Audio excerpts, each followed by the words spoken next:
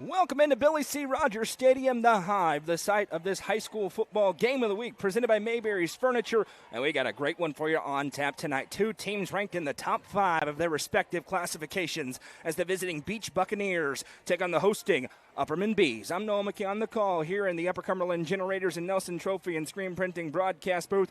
They're to be joined by my broadcast partner, Jeremy Tollison, Hallie Gunlock on the sidelines.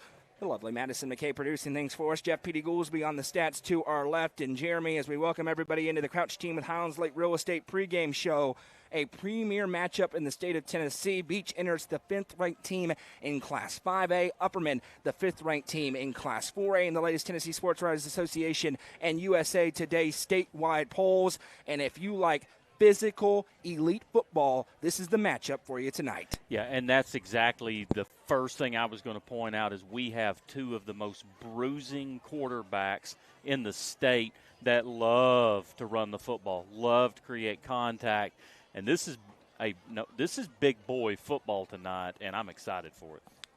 It certainly is. It's also homecoming for the Bees. They've already finished their homecoming festivities. They learned a couple of years ago when Fayetteville came to town, having homecoming in the middle of the game can present some problems, especially when you're going up against a very talented team. And the Beech Buccaneers are certainly that. They enter this game at 2-1 on the season. Lost in their opener at Green Hill, 38-21.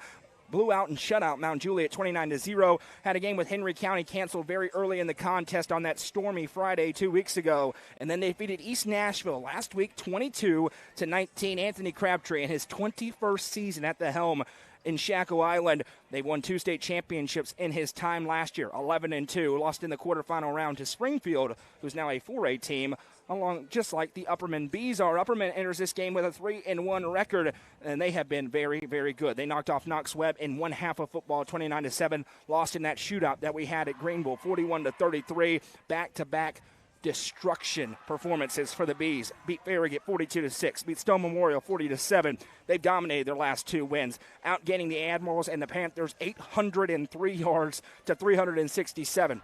So much going to be talked about the run defense in this game, and rightfully so. We're going to get to it. The Bees got run through up front by the Greenville Green Devils. What have they done since then? Farragut allowed 81 yards on 26 attempts, and then last week at Stone Memorial allowed just 13 yards on 24 attempts. But they've got a big challenge. Caden Powell, if you recognize the names, because he started his freshman year at Smith County before transferring to Beech. He's a big, powerful back at 6'3", 240 pounds. And the running back right next to him, Shelton Swafford, the senior, committed to East Tennessee State at 5'11", 194. Of course, we know the B-Stars with Chaffin and Phillips in the backfield. But the run defense is going to be up at the forefront of everybody's mind here tonight. Absolutely. And you hit on it slightly, but there are athletes on both sides of the field, okay? Make no mistake, Beech has got – hold on. You said this in the pregame. How big's the left tackle? Yeah, the left tackle was committed to play at Penn State. It's a pretty good school. Not sure if you're familiar. 6'9" at 295 pounds, 3-star. The Bees up front going to have their hands full with a line right next to him, 6'2", 241, then 6'2", 269. Right guard, 5'10", 282, and the right tackle, a measly 6'5", 276 pounds. 2 big and physical offensive lines going at it in this one.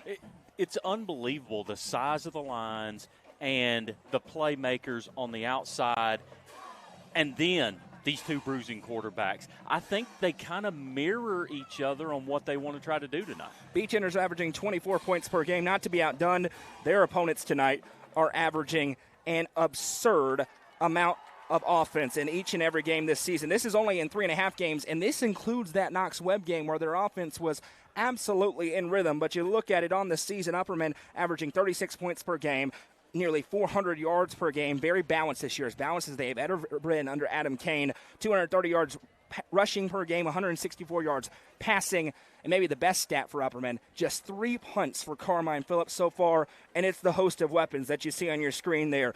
Bronsden Chaffin at quarterback, a bona fide Mr. Football candidate in Class 4A, Carmine Phillips. Then you've got the humongous Colton Johnson. Just took a game day visit last week to Indiana. Know where he's going tomorrow? Rocky Top. You're talking about a high-level recruit. He's going to be starred here pretty soon. And then Gunnar Block and Elijah Fitz on the outside as well. It's an Upperman offense that's been great even in the loss to Greenville. If Beech wants to knock off this Upperman team tonight, they better put on their hard hats against a very balanced and multiple Upperman offense. Yeah, I agree. And to me, one of the key factors for the increased balance is just the maturity of Chaffin in the passing game. And I think listen, I refereed him in middle school. The first time I saw him, I thought, oh, my gosh, who is this kid? But every year that we've seen him, even from last year to this year, just the maturity, the touch on the ball, he's just taking it to a different level. He certainly has just done that as he enters this game. 654 passing yards, 511 rushing yards. He has 14 total touchdowns, just 3 interceptions. He's committed to Georgia State, the 7th-ranked quarterback in the state of Tennessee per 24/7 Sports. In the last 2 weeks, been dominant. Was unbelievable against Farragut. Had maybe the throw of the year in any classification. The jump pass downfield to Gunnar Block into a breadbasket. Had 4 passing touchdowns in that game. Last week, didn't have to do a ton throwing the football, but he was 8 of 11 for 191 and a touchdown, and a host of different weapons for him up front. But on the other side of the ball, it's a challenge game, Jeremy, for the Upperman front 6. And that 3-3 stack defense, still no Israel Alvarez. The defensive end got hurt against Greenville. They do expect him back soon, but not tonight. Maybe next week when they have a Region 4-4A matchup against the DeKalb County Tigers. But Andrew Bohan, Parker Cox, and then those linebackers, Colton Johnson, Jude Fitzpatrick, Trevor Polk, and off the edge, Tate Porath, know they had their work cut out for them against Powell and Swofford. Absolutely, and I'll tell you, we mentioned it, this offensive line from Beech is massive, and they're just trying to create lanes for these running backs. If you look at the skill players other than Powell, you may think that they're a little undersized, but make no mistake about it, they are blazing fast. Yeah, Shelton Swofford mentioned the tailback. He's averaging 5.8 yards per carry, 399 yards and 6 touchdowns. Caden Powell has 276 yards and a couple of scores as well. And then the other weapon and a big 3 for Coach Crabtree, the receiver on the outside, Jeremy Laster. They're really high on this kid, the sophomore. Only 5'10", 145. Took a game day visit last week to Pitt, though. He is a really, really talented player. They really like Jeremy Laster. Probably going to get the number 1 corner maybe in the Upper Cumberland tonight. Elijah Fitz, been sensational. Kinsey Anderson against the kid from Knox Webb that's going to play at Clemson. Was great last week against Caden Page. Another big opportunity, big challenge tonight for Elijah Fitz on the outside of this Upperman defense. Yeah, Fitz has stepped his game up, but also he's had to with the one-on-one matchups. He's had, it seems, week after week after week after week. But he has answered the bell and got a challenge tonight, and he's going to have his hands full. The lights are dimmed for now, and they're having the Upperman walk right in front of the grandstands here, which are packed on the home side for homecoming here tonight. 4 games going live right now across the Watson Chevy UCR Media Network. How about a big one tonight in Hogeye Country as Livingston at 4-0 puts that record on the line against the red-hot White County Warriors. That's on UCR 2. Over on UCR 3, the Macon County Tigers welcoming the DeKalb County Tigers. It's a Tiger fight in Lafayette. And on UCR 4, it is the Alamo tonight for the Cookeville Cavaliers as they travel to Wilson Central to take on 4-0 Wilson Central. Jacob has the action with Coach Shanks on UCR 4. On UCR 3, it's Tim Case and Stephen Lancaster. On UCR 2, it's the great Craig Cantrell and Colin Castleberry. And here tonight, it's me, it's Jeremy, it's Hallie. We're happy to be along with you. Speaking of Hallie, she caught up with the head coach for the Upperman Bees just a few minutes ago. We'll hear from Adam Kane and come back with kickoff. This has been the Crouch Team with Highlands Lake Real Estate pregame show. 4 minutes away from kick between Beech and the Bees. Don't go anywhere.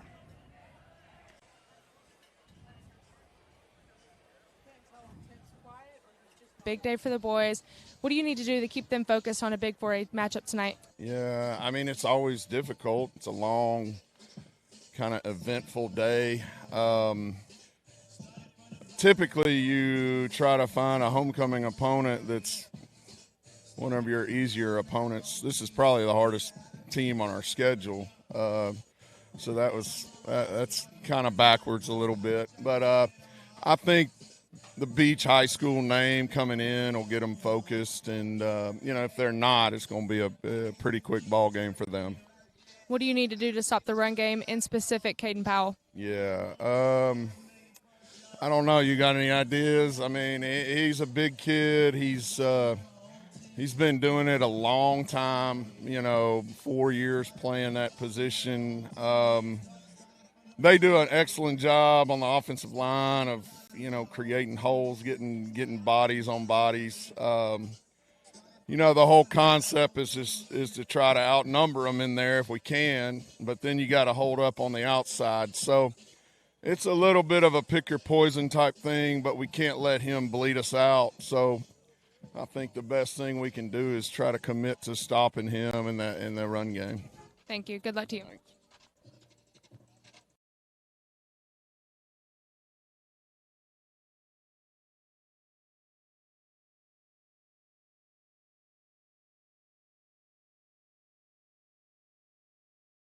Mayberry's Furniture has been family-owned and operated since 1946 and is now serving the Upper Cumberland with locations in both Crossville and Cookville, offering the largest array of solid wood furniture and mattresses in the area. They also provide a best price guarantee and in-house service and delivery. Stop into their 15,000 square foot showroom at 1020 South Willow Avenue in Cookville to see their selection of Amish solid wood, flex steel, Tempur-Pedic, Sealy Posturepedic, and much more today. Mayberry's Furniture is proud to be the presenting sponsor of the high school football game of the week on the UCR Media Network.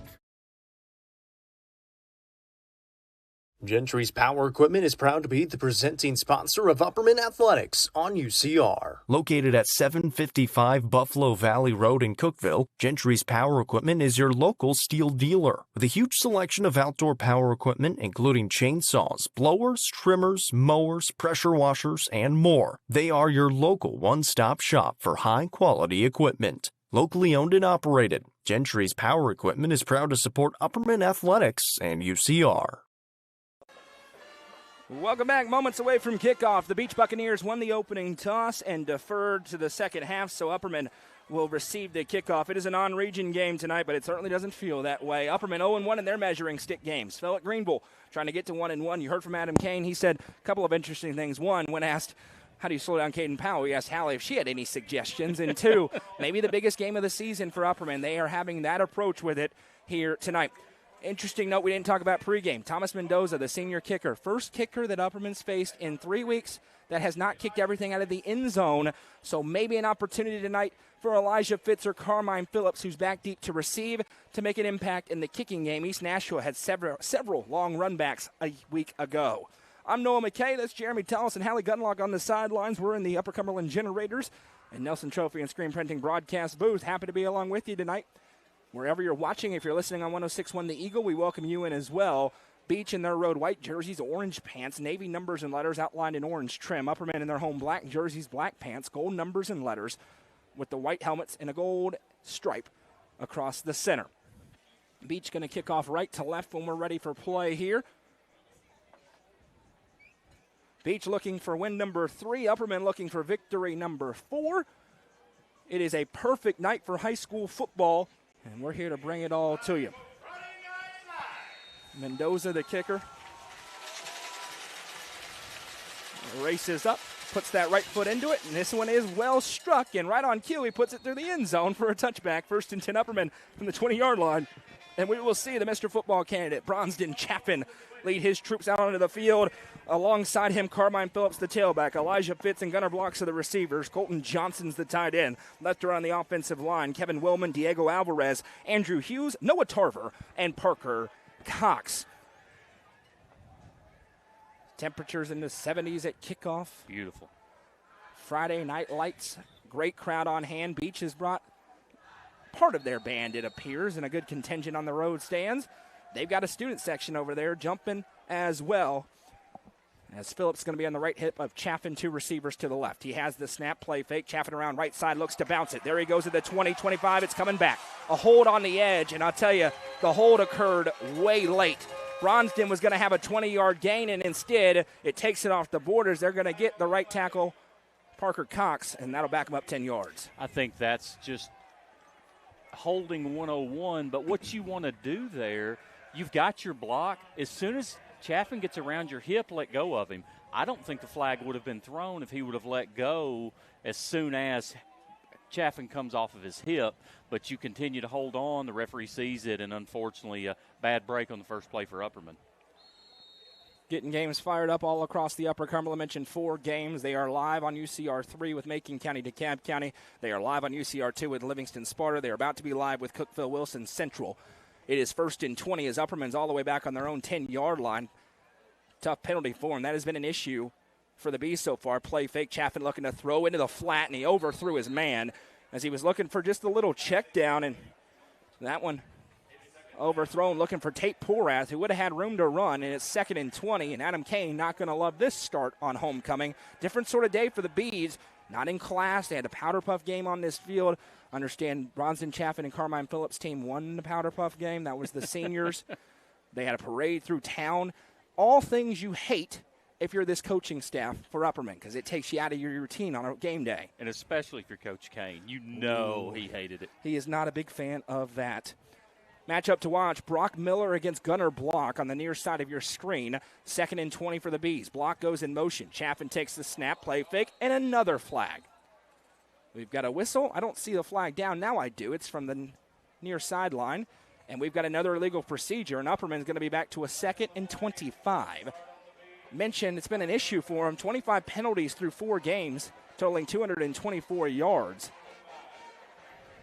That is not routine for an Upperman team under Adam Kane.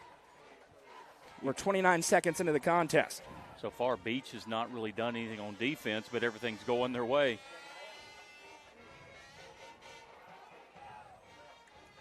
Snap taken. Chaffin rolls out to his right, looking downfield. Now we'll fire it. Jude Fitzpatrick makes the catch at the 10, and he'll be blown up out of bounds. Got about 11. It's still 3rd and long, though, because they were so far behind the sticks. Make it a 3rd and 14 here as Chaffin finds Fitzpatrick and gets a little breathing room. So far, I've noticed, I know things haven't went Upperman's way, but the Upperman offensive line is having success against the Beech defensive line up to this point. They're winning the battles. Tate Porath brings the play call in. Upperman does that from the sidelines to save their quarterback some time and brutality. Trips going out to the left side, onto the right for Chaffin. He'll be in the empty set. Takes the snap, rolls to his left. Chaffin fires underneath to Phillips. Carmine Phillips tries to get sticky with it, but the penalties completely doom the drive, and the Bees will be forced to punt it for the 4th time this season. They got back to make it a 4th down and about 5, but 3 penalties. Can't do anything about that and try to move the chains against this Beech defense. And with the way Coach Kane runs his offense, when he gets behind the sticks, it's kind of like the Tennessee Vols offense. When they're not on target and in rhythm, it kind of throws them out of their balance. Carmine Phillips on the reception there on that play, and now he's back deep to punt this one away. And he gets a booming leg into this. It'll be fielded on the run at the 35-yard line. This is returnable. Trying to cut upfield. Still on his feet. There's Laster. We talked about him earlier. Big block thrown for him, and now he's finally pushed out of bounds. Beech in business. 1st and 10 from the Upperman 44-yard line. You mentioned Laster in the pregame on how quick he is. He had a quick first step, and he is at full speed within 2 or 3 steps. That kid can motor.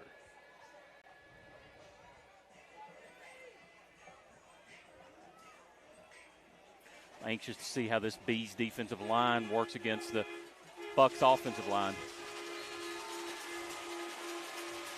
1st and 10 for Caden Powell and company as they work right to left. He has the shotgun snap, puts it in the belly on the read option. Upperman ready for it, and they blow up the ETSU commit. A little extra push after the whistle blows. Shelton Swafford on the carry. It's a gain of a couple, and it'll be 2nd and 8. Man, Powell hung on to that ball as long as he possibly could. Hoping to maybe it the whole way. I'm telling you, wow. And he will take it and run, and he's got breakaway speed. You may not expect it looking at him, a little bit of a stockier kid. And he'll send 2 to the right near side, 2nd and 8. Milk jugs ringing out. Powell has the snap, hands to Swafford again. He has blockers in front around the right side, now cuts upfield. Will get hit hard by a host of Bees and driven down. Gain of about 5. This is right where Beech wants to be. Very similar to where Upperman wants to be. 3rd and 3. They feel great having 2 downs to get it. Exactly. Both offenses are very similar with the quarterback play and how they're okay with 4 or 5 yards every play and just methodically go down the field.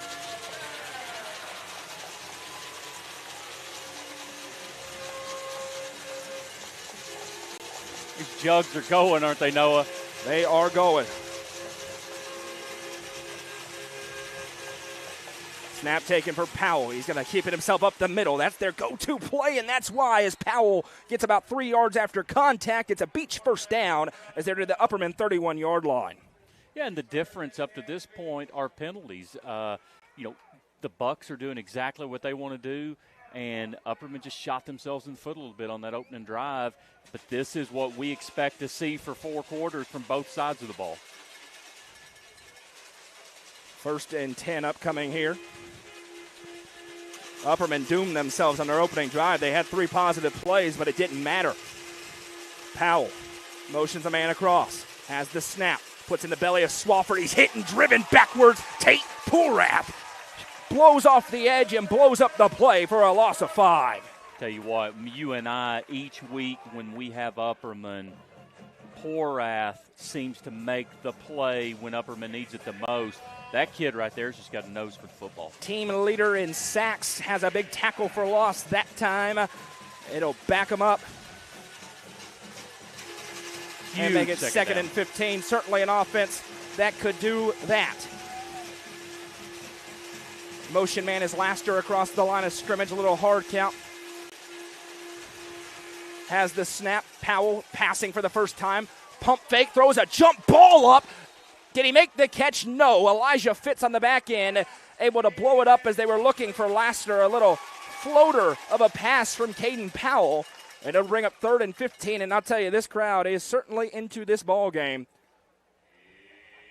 Tell you, if Powell puts that more on the line instead of floating it, probably a completion for first down there for the Bucks. 3rd and 15 here.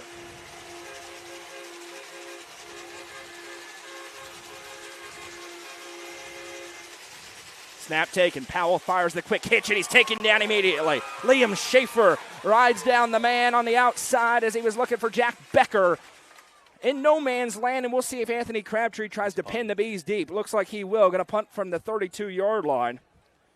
I'm actually kind of surprised. I figured Crabtree would potentially go for it there, being inside the 35-yard line.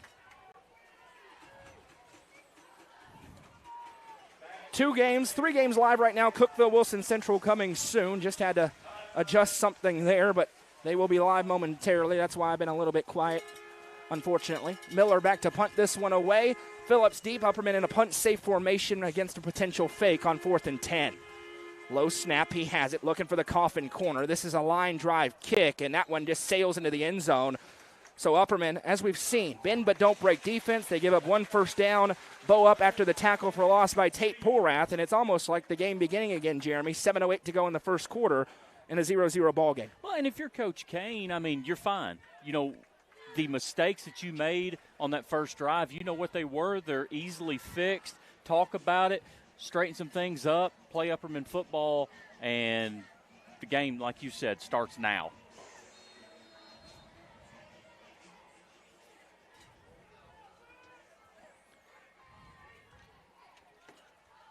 Two out to the left, Fitz and block as Upperman works left to right. Second drive starting on their own 20-yard line. Shotgun snap, Chaffin play fake, going to keep it himself. Hurdles over the line of scrimmage. Pinballs forward on a gain of 9. There goes Bronston Chaffin. It'll be 2nd and 1. Noah, you and I are going to be spoiled tonight watching Powell and Chaffin battle here. Both of them are unbelievable.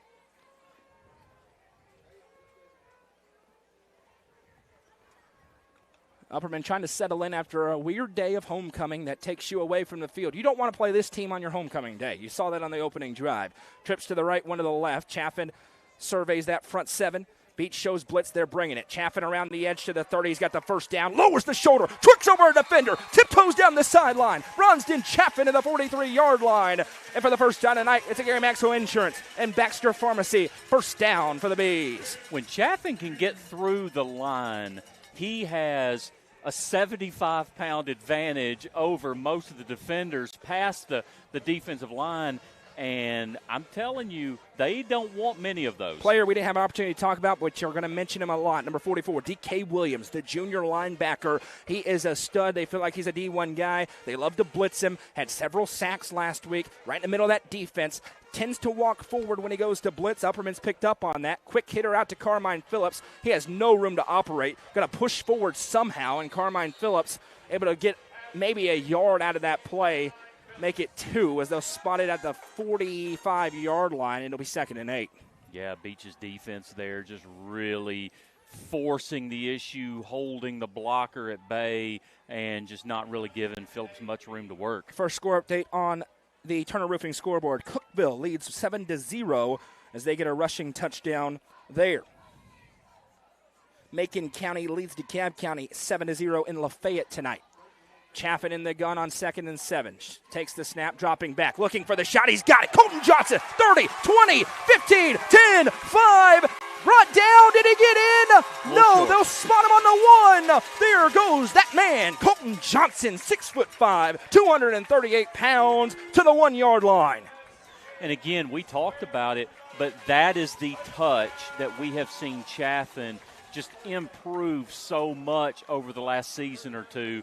Just laid the ball out there perfectly for Chaffin, and that Chaffin is a load at tight end. Colton Johnson there. Johnson, I'm sorry. That's his 16th catch of the season, over 250 yards down to the 1-yard line. It is a Gary Maxwell Insurance and Baxter Pharmacy first down, and now the real question is, who's getting the ball? Is it Chaffin? Is it Phillips? Is it Block? It's Chaffin. Who's it going to be?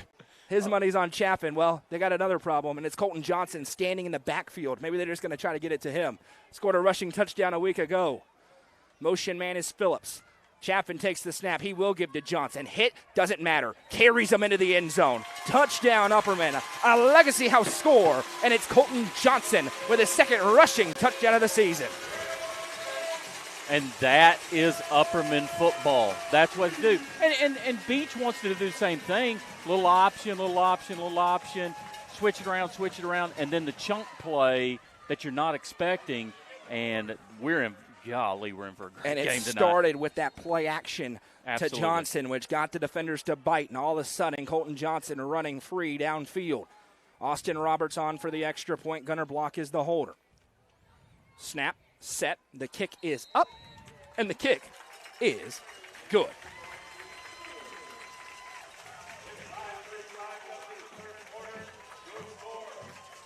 I'll tell you, does Beech come back and answer this? I mean, they've got punched in the mouth a little bit. The first drive from each team just felt like both teams kind of filling each other out, and then Upperman just throws the haymaker. But make no mistake, this Beech team has just as much talent on the other side, have just as much athletes on the other side, and they've got to answer the bell right here. Upperman leads 7-0. That is a Legacy House touchdown, and that was a dominant drive. Bronston Chaffin now 4 of 5 for 76 yards. The catch for Johnson went for 54. And they got in their own way on the first drive. Well, they did not in the second drive. No, they did not. And Colton Johnson is a problem for this entire state. Mentioned game day visit to Indiana, game day visit to Tennessee. He's going to get starred at some point here soon, and he's got the potential. Let's put it this way. He's not going to be a 2-star. He's probably not going to be a 3-star either. William Shea's the kickoff specialist. He puts his right foot into this one. Jeremy Laster, very dangerous, fields it on the 15. Stutter steps and accelerates, so he's brought down. Jude Fitzpatrick brings down Laster from behind, and it's 1st and 10 coming for Beech from their own 25-yard line. And if you're Beech, you better score. This is an Upperman offense that does not punt or leave a lot on the bone very often. Yeah, exactly. But, we mentioned it right before that Upperman series started. Hey, 1-1, let's start all over, new ball game. Beech, if they can do what Beech does right here, they're back in it. But you're right, you cannot dig a hole with this team. The train horn from the depths of Hades, blaring, snap taken, handoff to Swafford around left side, got blockers, there he goes, Shelton Swafford with a stiff arm, and Gunnar Block just saved a touchdown as he rode down Swafford on a gain of 13. That's what Beech needed. They got the outside sweep for a first down. Yeah, this Upperman crowd did not like that block there on the edge. I think we're okay not having a hold on that play, but the rose-colored glasses or the black-colored glasses on this side, they wanted a hold right there on the edge. One receiver split out each direction for Caden Powell. Helps Swafford with him in the backfield. 4 down front for the Bees. Haven't seen a lot of that this year. Powell play fake, going to roll out to his right. Little pump fake, now hit as he throws. Fires downfield, nearly intercepted. A very dangerous feed. They were looking for the check down to the tight end Champ Nix, but Carmine Phillips was with him, and it'll be 2nd and 10. One thing you see from Powell on that play is just how strong he is to plant his feet, have the tackler around his waist, and still be able to muscle the ball downfield. Just a strong, good-looking kid.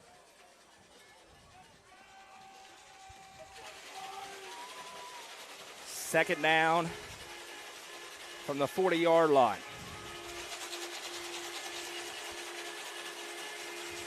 They show blitz, they bring it. They give to Swafford up the middle. He's hit and driven down. Jude Fitzpatrick, listen, we've talked about it. Maybe not the best game for Jude against Greenville. They found something. We talked about it a lot this week, Jeremy, being very aggressive, blitzing them from the Sam and Will linebacker spots with both Jude Fitzpatrick and Kobe Justice. You feel like this is an absolute huge play for the Beech Buccaneers here. They have to keep this going. They do not want to punt on this drive. Now live, all 4 games are live. 3rd down and 7.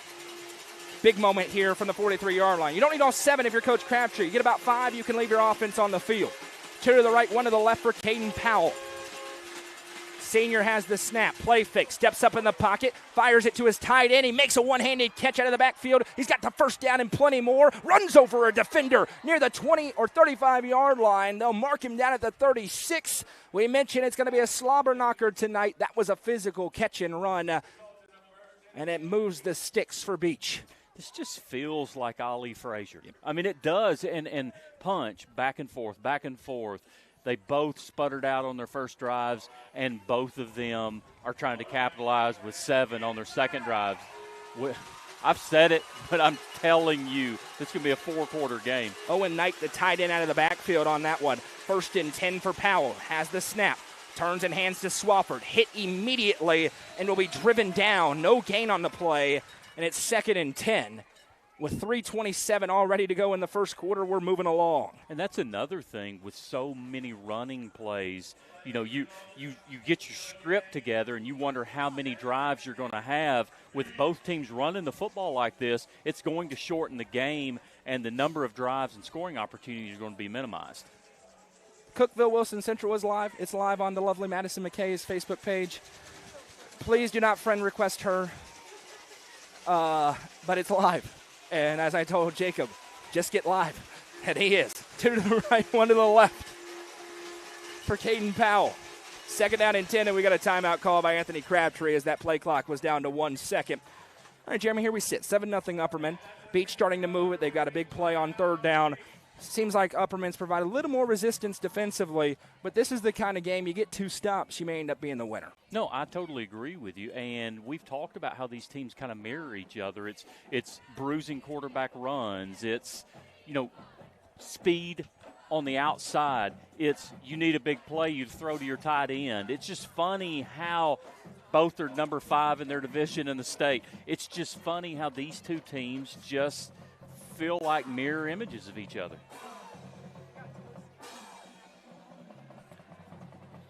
This crowd's fired up. Great crowd. It's a big fight feel, and for Upperman, they scheduled tough on purpose. They wanted these sorts of games. Last year's schedule ended up being weaker than it should have been. A lot of teams that were really good the previous year were way down. That is not the case this year, and it doesn't get much easier. Next week they go to DeKalb County, and then they're at Livingston, which is currently scoreless with them in White County.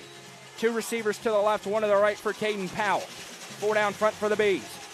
Snap taken, play fake, Powell up the middle, huge hole. There goes Caden Powell to the 25 and down. Inside the 20, they'll give him the 16.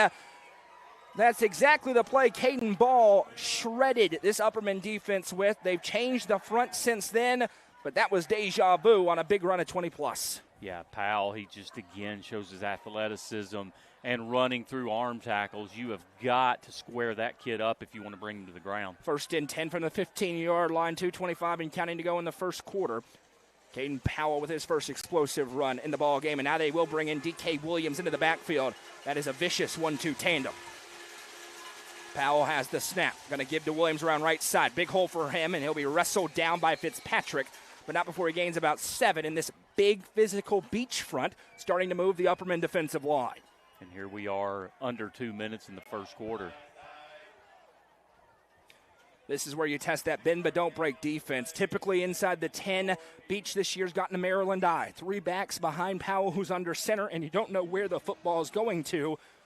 They're not going to go there yet as Swafford stays in the gun on the right hip of Caden Powell.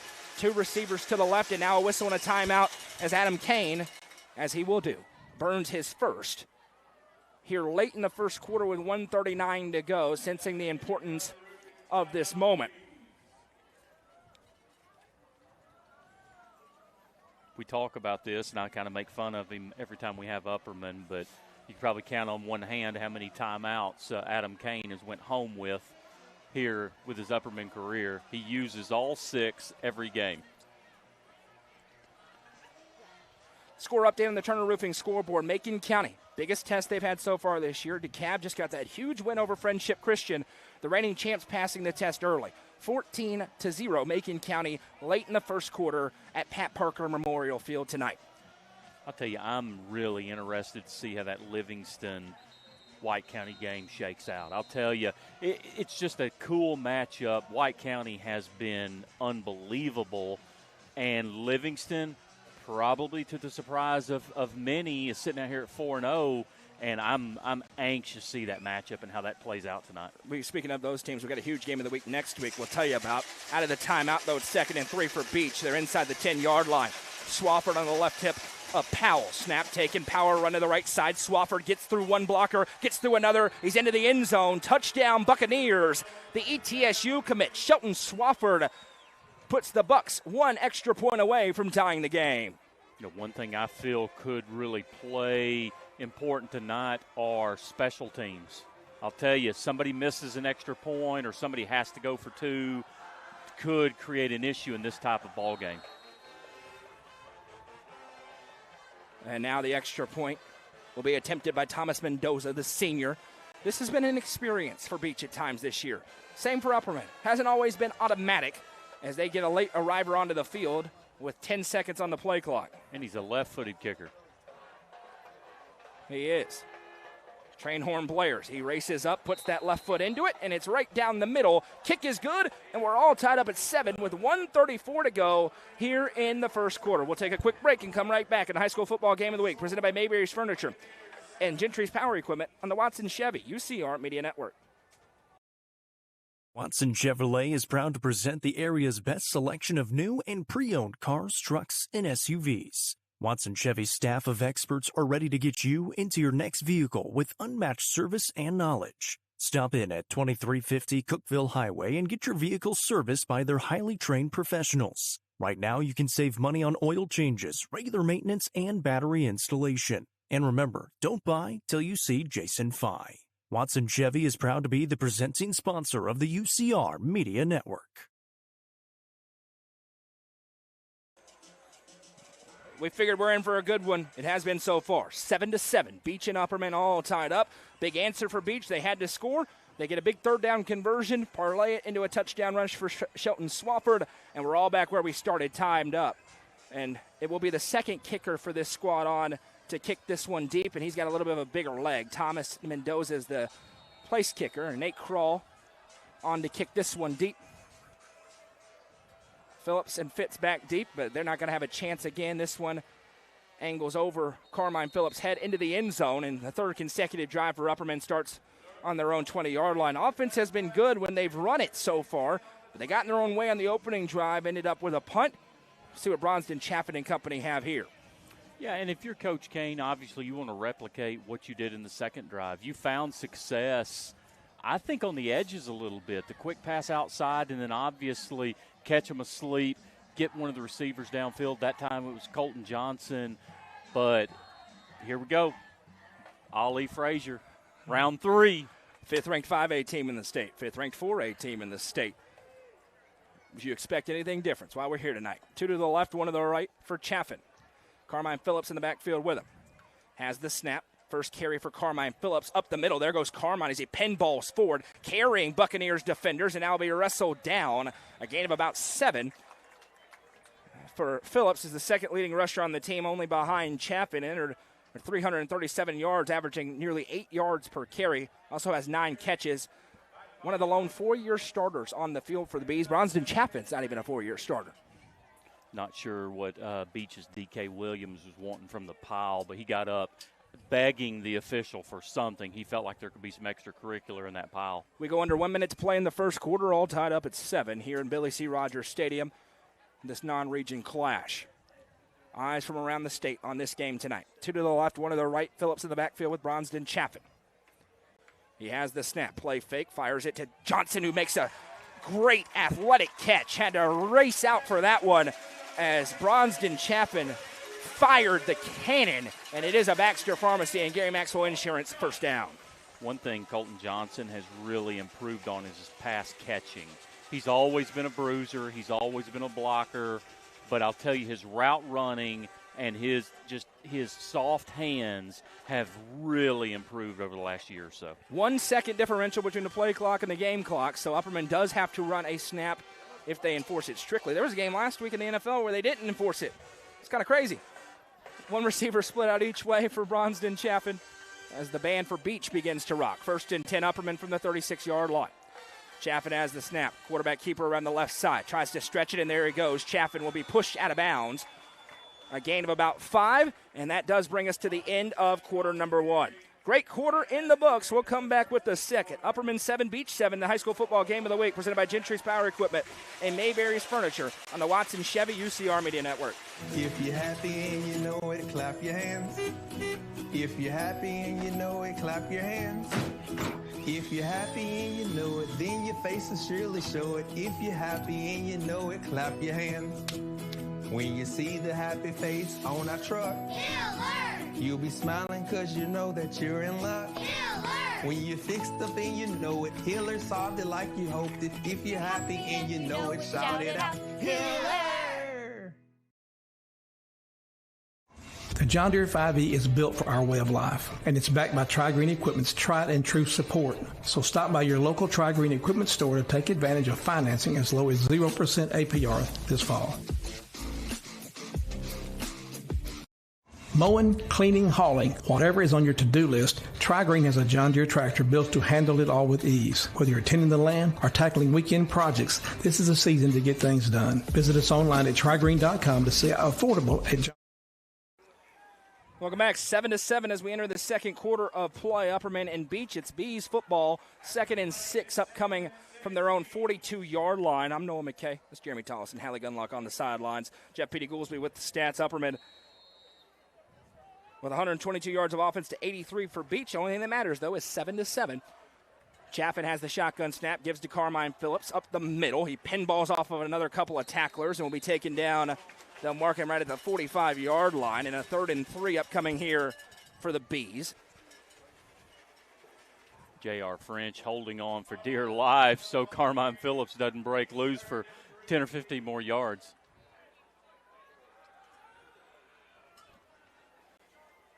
You just feel like this may be where Upperman tries to take a shot. 3rd and 3 certainly could go for it if they don't convert here. 1 receiver split out each way for Chaffin. Press man coverage on the outside on Gunner block. Snap taken. Yeah, this isn't a shot. It's Bronston Chaffin up the middle, and he'll flip forward. Why take a shot when you can just convert on gain of 5 and a Gary Maxwell Insurance and Baxter Pharmacy first down? Still 0-0 between Livingston and White County on the Turner Roofing scoreboard. The most surprising update of the night, though, comes from the Creek Bank. After 1, Trousdale County leads Clay County 14-0. We'll see if that continues or if the Bulldogs are able to wake up. There's no telling how many shades of red Bruce Lamb is right now. I love that guy, but he gets fired up. He's not going to be happy. I bet he's not happy with the officials. One receiver each way on 1st and 10 from the 49. Chaffin takes the snap, trick play, flips back to Gunner Block, hitting the backfield, gets away with the spin move. Block to the 50, Block at the 45, Stutter steps to the 40. Gunner Block hits circle on the PlayStation controller into the spin cycle, and it is a Gary Maxwell Insurance and Baxter Pharmacy first down. Yeah, just put his foot in the ground and gives the spin move. I mean, it's going to be a 7 or 8 yard loss, and Block just makes an unbelievable play there. Gunner Block has become a huge weapon for this offense in his junior season. Has 9 catches for 222 yards. That's his second run of the season. Now up to about 30 yards on the campaign on the ground. Him and Bronston Chaffin have a connection. It's 1st and 10 Bs on the Beech 40-yard line.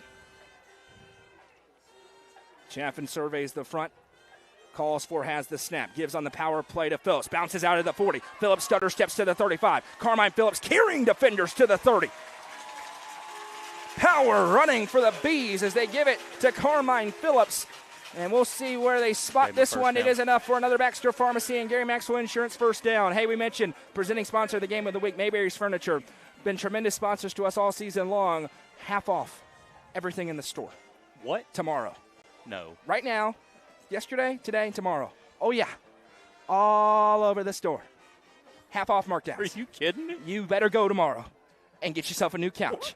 Fellas, you know how you've been saying, I need a new couch, or, yeah, we're going to remodel the bedroom, babe. Yep, you're going to tomorrow. You're going to Mayberry's Furniture, and you're going to buy a whole bunch of stuff. Is that both locations? It is both locations. Oh, my gosh. Cookville and Crossville. Snap taken. Hand off to Carmine Phillips. He slips. He's still on his feet, though, and he's to the 25. Ball pops out late. It's a live ball. Beech has it, and here comes the return. We've got a flag downfield as well. What a move. It's going to be a touchdown likely, but I think it's coming back on the return as Brock Miller goes all the way to the house, but we have a flag after the fumble on the far sideline as Phillips got hit on his way down. The ball popped loose, and we'll wait to decipher everything that has just happened. Yeah, there's quite a bit that happened. You know, Andrew Hughes feels as though that they were down, and it was not a fumble. But we've got a flag. They've got a lot to figure out and sort out here. So we see the conversation happening there. Everybody's walking backwards. I think it's going to be Beech football. I agree with you. The Upperman offense is still on the field. Bronston Chaffin saying down. We don't have a signal yet. Right now it says 1st and 10 on the down marker for Upperman at the 30. Yeah, if they were going to call him down, I think they would have already made sure everyone knew that he was down. So Brock Miller made a great cut. The flag had already come out when he made that cut, and he got downfield on the scoop and score. If they wave off a flag, it's going to be a touchdown, and it's also going to be a riot. So a lot to decipher here as the white hat now has to come all the way back. Upperman's offense still standing on the field. Carmine Phillips had the football. It was a little loose, popped out at some point. And are they going to come all the way back and say he's down? Illegal touching against Beech. No, that is. What is that? That's 12 men on the field. So 12 men on the Let's field, see illegal if participation. They may have started the play with 12 men on the field, meaning that they can just go to the previous spot and take the – so they can take the penalty or the – no, hold on. Let me see. I wonder if they have somebody coming onto the field during the return. Okay. I think is what happened. They have somebody popping onto the field during the return. So it is a turnover. Beech gets the football. Apologies for the confusion. We're confused as well. The penalty marks it back to the 15, but it will be Beech football. So somebody must have come onto the field, a little illegal participation perhaps, during the return. Takes a touchdown off the board, but it is a first turnover of the game on the fumble as Upperman was driving. And if that foul occurs after the fumble, is that why it stays Beech football? After, and they use a terminology, meaning that Beech got the football, what they call with clean hands, meaning nothing happened before the turnover. Everything happened after, so they will retain possession. 1st and 10, Beech after the turnover. Caden Powell has Shelton Swafford in the backfield with him. Trying to capitalize. Hand off to Swafford. He pinballs forward. Now there's the pile up. Still moving. A physical finish to the run. as that'll gain about 5 yards and make it 2nd and 5. Yeah, that was really confusing. And something from talking to Coach Kane, they talked about they have to protect the football. They've been able to be a little loose with it last week with Stone Memorial. Can't be that way against Beech. You may be about to see why. It's 2nd and 5.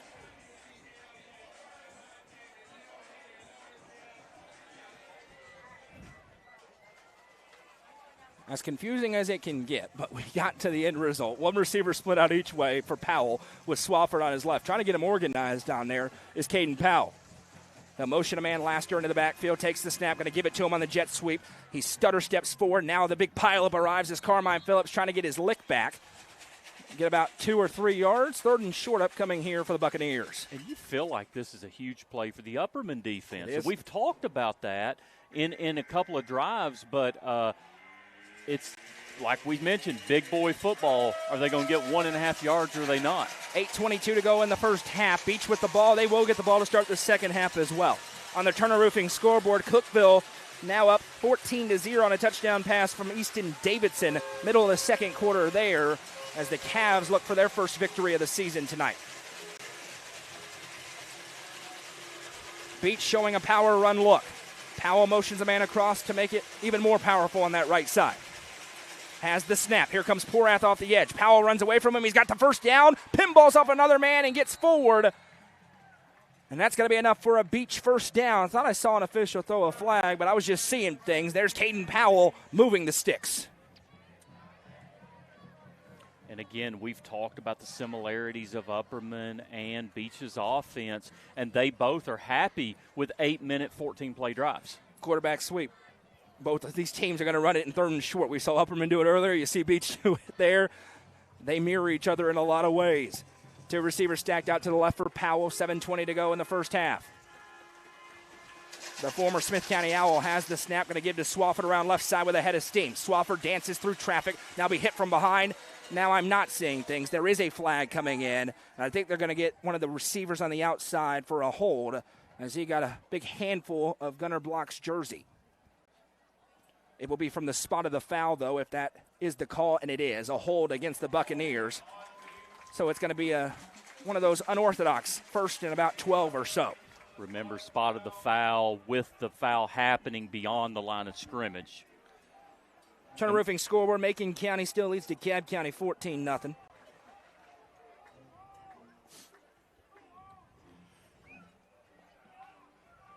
And they will mark it off, and 1st and 12 upcoming here for the Bucks.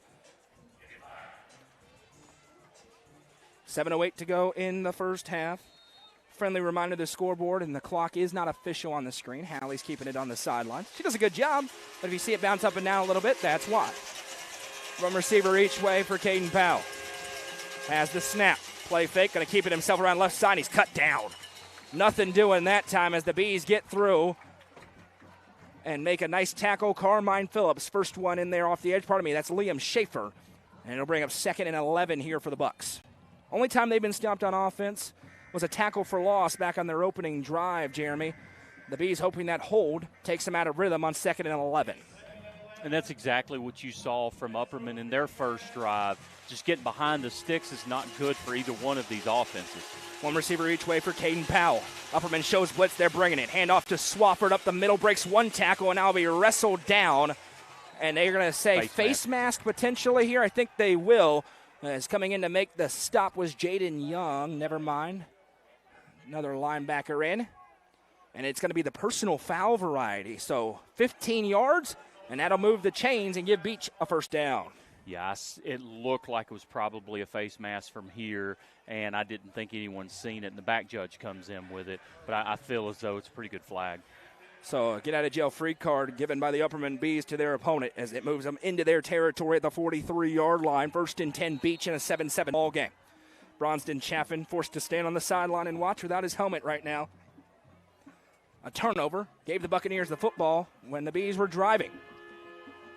Mistakes stacking up on homecoming for the home team. Laster in motion.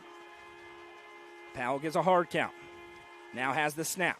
Play fake, dropping back to pass, looking downfield, gonna fire it. Receiver is there, jumps up, incomplete, a little bit overthrown as Schaefer got in there to disrupt it as well.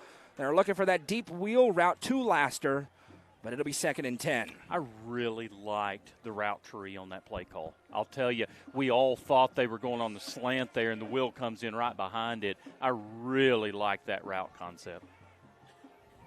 I think Powell had both options there. He kind of looked Correct. at the slant. It was covered up by Fitz. Had the wheel open for a minute, just a little bit too much of a rainbow on the pass. It'll be 2nd and 10 with 5:50 to play in half number 1.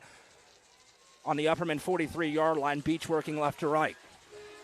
He'll send 2 receivers out to his left as Swafford stays in the backfield. Powell has the snap, play fake, going to keep it himself up the middle, hit at the line of scrimmage, spinning forward, now sticks the ball out. A gain of 6, and you see these 2 quarterbacks, their ability with yards after contact.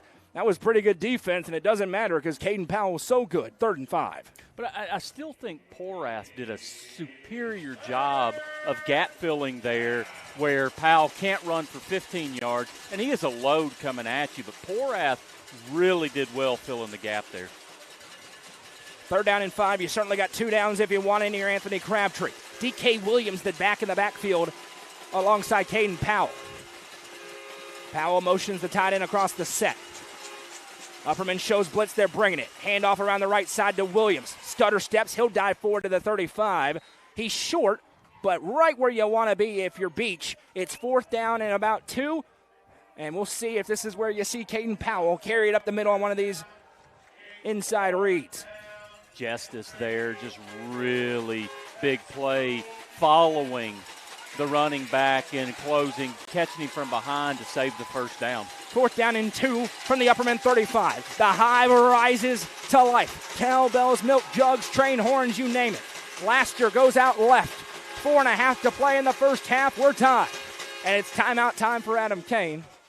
Could have told you that was coming from a mile away.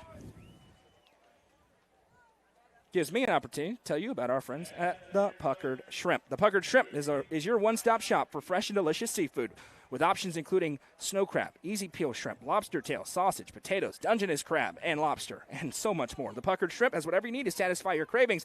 This Saturday, they are in Cookeville. Visit the Puckered Shrimp on Facebook, and you can see where they're going to be each and every time. They are in Cookeville tomorrow. You are not alone. That is the Puckered Shrimp on Facebook. And you can see exactly where they're going to be. They bounce all across Middle Tennessee, but they will be in Cookeville this Saturday at the Big R from 11:30 to 6 o'clock. Your game day food is taken care of. Exactly right. We appreciate the Puckered Shrimp for being a sponsor to us here at UCR. This is the high school football game of the week. It's presented by Mayberry's Furniture. It's also Upperman football. And Upperman athletics all year long are presented by our friends at Gentry's Power Equipment. They're your hometown steel dealer located on Buffalo Valley Road in Cookeville. The Gentrys are here in their typical spots down to our left. So they'll be in the shop tomorrow morning. Go and get a new lawnmower, then get a new couch, and then get the Puckered Shrimp. That's a big day. 4th and 2. Powell takes the snap. Here comes pressure around left side. There he goes! Untouched into the end zone. Touchdown, Buccaneers. The Bees sent everybody, and nobody got to the quarterback. And he scores it on 4th down from 35 yards out. And I'll tell you, Powell, once he gets just a little daylight, he can just take it to the house. And like you said, Upperman just kind of sells out and they create a little crease. He finds it, touchdown Beech. Caden Powell with his first touchdown of the game. And now the extra point to try and stretch it to a 7-point lead. And the Beech fans rocking who have made the trip from the Hendersonville area. The kick is up and the extra point is good with 4:21 to go in the first half. Now a gotta-have-it touchdown drive upcoming here for the Bees because Beech going to get the ball to start the second half. And obviously Upperman has the athletes for the chunk plays. However, that's just not how they want to do that. They want to methodically punch you in the mouth, take the big chunk play, and usually 4 minutes, they want a little more time than that. Coach Kane talked about the importance of limiting mistakes. First drive, stalls out because of mistakes, self-inflicted wounds. Second drive, they score a touchdown. Third drive, they're moving, fumble. They've made more mistakes than Beech. That's why Beech is up on the scoreboard right now. Anthony Crabtree's got to love it. Upperman, if they keep making those mistakes, they're going to be in a lot of trouble in this ball game. Score update on the Turner Roofing scoreboard. Jackson County strikes. They lead Smith County 7-3 in the Black Hole tonight. Huge region game there. Jackson County trying to enter the upper echelon of that 2A region. They have as big of a 2-game stretch as you can get. Smith County this week, Gordonsville next week. One more quick scoreboard update. Cookeville 21-0. Touchdown Barrett. Blake Barrett with a touchdown is the kicking unit on here, and another booming kick. And Carmine Phillips and Elijah Fitz not going to get to return a kick tonight, more likely than not. 1st and 10 from the 20 for Bronzedon Chaffin. And you think about this, Jeremy, this is where Upperman has started each and every one of their drives. Beech been able to start much further down the field, had to cover less ground to get into the end zone. I think we're going to need to get Fitz or Block involved in some of this offense downfield to open things up a little bit. But the chunk plays to those two, we've not called Elijah Fitz's name yet tonight. We've only seen Gunnar Block touch the ball once. It was on the little reverse where he made something happen. Beech got to feel very good where they are on the road, but a lot of football still to be played, and Bronzedon Chaffin has the ball just down to score. Phillips in the backfield with him. Fitz and Block, the wide receiver. Snap taken. Chaffin looking left, looking for the takeoff route to Fitz. Drops it in the bucket. He lays out and makes the catch. That throw is elite from the 3-star quarterback. And right on cue, we've not called Fitz's name yet tonight, and here we go. Fitz did not have much room, but Bronzedon Chaffin threw him open. He lays out and makes the catch on a Gary Maxwell Insurance and Baxter Pharmacy first down all the way down to the Beech 42-yard line. Just shows you how athletic Fitz is. We've talked about this for a few weeks, but between the speed to get to that ball, the concentration, and what people don't realize, holding on to the football when you hit the ground, keeping the football off the ground is just super athletic. And now we've got a stoppage on the field. Not sure what it's for. Somebody call timeout there? No, I think it's some kind of equipment. They're keeping them in the middle, so they're not letting them go talk to their coaches, but looks like they've sent somebody off for some equipment. 4:07 to go in the first half. Now Upperman, you don't want to score too quickly with Caden Powell and company on the other side. But they're obviously trying to just score against this Beech defense. Phillips in the backfield with Chaffin, 2 receivers, 1 each way. Snap taken, handoff to Phillips up the middle, hit immediately and wrestled down from behind. That's Devin Crutcher, the junior outside linebacker who went untouched around the edge. No gain on the play. It'll be 2nd and 10. That throw was big time from Bronzedon Chaffin. As good of a throw, but I'm telling you, the athleticism of Fitz to complete the other side of that it's just phenomenal. Fitz now has 5 catches on the season for 145 yards. Had an 80-yard touchdown a week ago on a little hitch, and has that one here tonight. Snap taken for Chaffin. Handoff again to Phillips up the middle this time. Phillips dives forward. A little bit conservative. Upperman thinking they have 4 downs to play with. But here we go on a pivotal 3rd down and 6 with 3:06 in county to go. We'll see if Anthony Crabtree wants a timeout. He's got 2 in his back pocket. Thinking about a 2-for-1 opportunity potentially. Yeah, Chaffin's got 125 yards passing and only about 45, 50 yards rushing for the entire team up to this point. Score update on the Turner Roofing scoreboard. Thank you to Michael in the comments. Gordonsville leads Cannon County 21-7 early in the second quarter tonight in Woodbury. 1 receiver each way on 3rd and 6 for Chaffin. Takes the snap. Quarterback keeper. Now he cuts upfield. Chaffin pinballs, and now he's just carrying defenders forward. He's got to be short. But a 4th down and 1 upcoming, and it is no decision to make. But Anthony Crabtree is going to call for a timeout, I believe, as they signal to stop the clock. Maybe that's to check and see if he got it. He definitely did not. I'm not quite sure what they're stopping. And now they will run the clock. It's going to be 4th down and a yard here for the Bees with 2:25 to go. And quite frankly, with the way this game is stacking up, this may be 4th in the game for Upperman. And they'll actually make it 4th and 2. And it's weird to say that this early in the game, but you just get that feel right now. If you get 2 scores down to either side, it's going to be hard to make up. 4th and 2 for Chaffin. Beech loads up the front. Chaffin takes the snap. Hands to Phillips up the middle. He's got a 1st down and more. Spins off a tackler. Carmine Phillips. See you in the crib. Touchdown, Upperman. Beech scores on 4th down. Upperman scores on 4th down. Get your popcorn ready tonight at Billy C. Rogers Stadium. What in the world is going on here tonight? It's just punch back and forth, and it's the same stuff. Quarterback, throw to the tight end, 4th down, score a touchdown. This is wild. A Legacy House touchdown for Carmine Phillips. How about the bounce back after the fumble for Carmine? And the senior puts him 1 point away from tying the game. Here's Roberts, but there will be time for Caden Powell on the other side after this kick. Block to hold. Snap is good. Hold is good. The kick is up. It's spinning, but it is good. 1:57 to go in the first half. It's 14-14. We'll take a 30-second break and come right back. Don't go anywhere.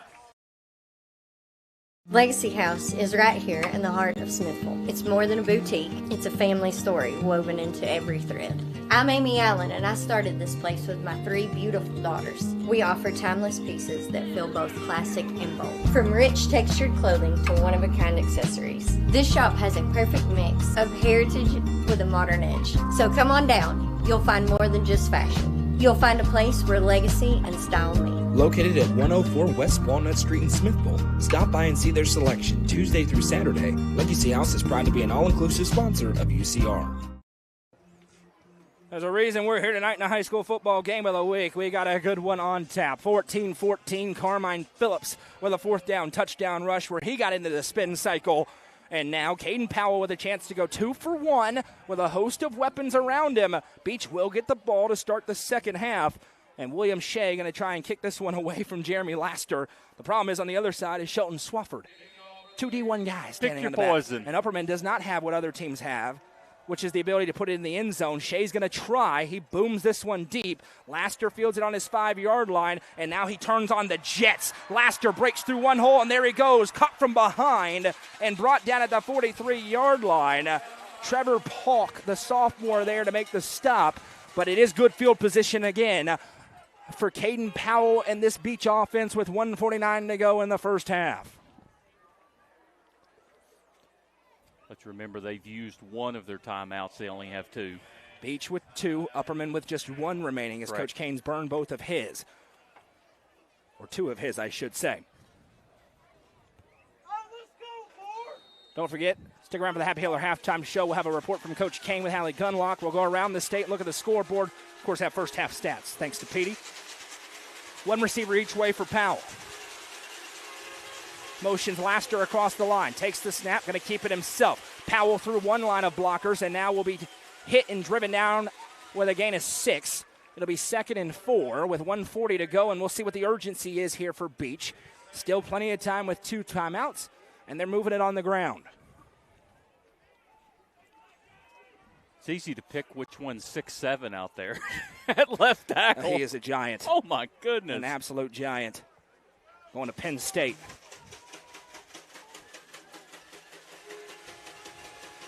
Powell in the gun. Upperman trying to align the 4 down front. Snap taken. It's bobbled, so Powell's going to keep it himself around left side, and there he goes again. Powell tripped up, but the ball popped out, but I'm pretty sure he was down. No signal yet. He was definitely down. The ball popped out when he hit it. Yeah, it's all good. A gain of 11, and it'll be a first down for Beech to the 40-yard line. Yeah, Upperman doesn't like it, but it's obvious. And a timeout going to be called here by Beech with 1:05 to go in the first half. Yeah, and they're saying there was a fumble on the other side. We didn't have an angle of that, but that was on a tackle. This one, he's clearly diving and nobody around him, and the ball popped out late. And you're seeing why. We expected this sort of back-and-forth offensive game. Upperman put themselves in a hole with those 2 drives where they came up empty-handed. Beech with only 1 empty-handed drive so far. That means the Bees are going to have to force a turnover or get a big stop at some point if they want a chance to win the football game. Especially if somehow, some way, Beech can go 2 for 1 here. And that is certainly on the board here at this point, as you see 1:05 to go in a 14-14 first half. 264 yards rushing thus far between these 2 teams.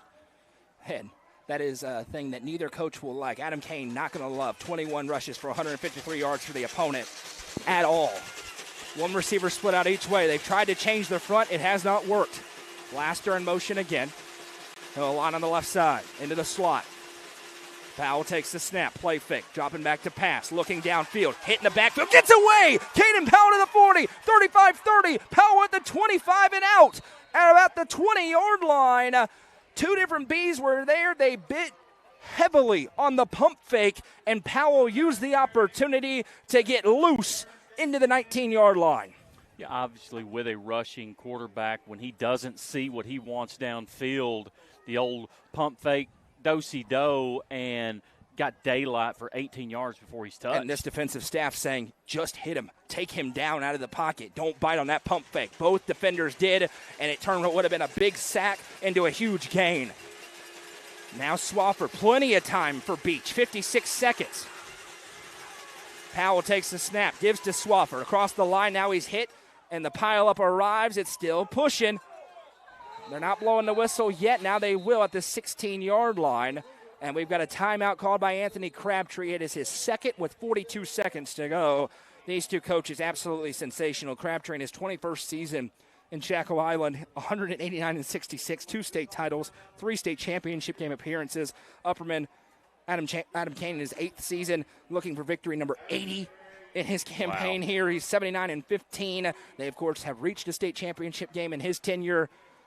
Elite staffs, elite teams going at it here tonight, and we're still very much up in the air, but this is a huge 42 seconds.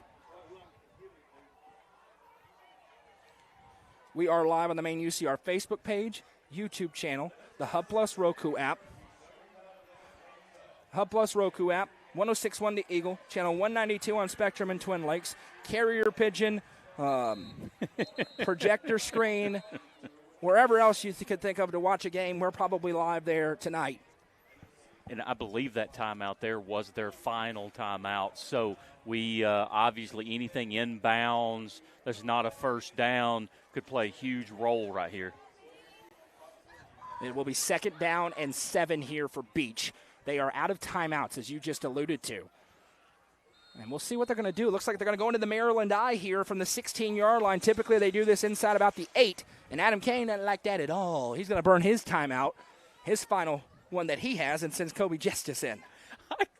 I smile every time he calls a timeout. I don't know why. He's just methodical. It is just he uses timeouts as a chess game. You can't take them home with you. And it's just funny because he's the only one I've ever seen that he's going to use all 6 of them, and I just find amusing. Turner Roofing scoreboard. A defensive war in Hogeye Country tonight. 0-0, Livingston and Sparta at halftime there. That's on UCR2 with the great Craig Cantrell on the call. 2nd down and 7 here after this timeout. And will they stay in that Maryland eye? And if you're not watching, you're just listening. It's where the quarterback's under center, and he's got 3 backs behind him instead of the typical 2 you would have in the I formation. They will indeed stay in that set. Swofford is the tailback at the end. No timeouts left for either team. Powell takes the snap. It falls on the ground, but he picks it up, pitches it outside to Swofford. He has a lane to the 10, into the 5, into the end zone. Touchdown, Buccaneers. 37 ticks left in the second quarter. A fumbled snap. Doesn't matter. Turns and pitches it, and the ETSU commit has his 2nd touchdown of the first half. And again, it's right now it's Beech giving Upperman a dose of their own medicine with the power running, quarterback option, and then all of a sudden they're just they don't have an answer right now for Powell in this offense. Extra point unit on. Thomas Mendoza to kick it, the left-footed kicker. And we've got a whistle and a stoppage and maybe some early movement here, make it a little bit tougher as it is going to be illegal procedure.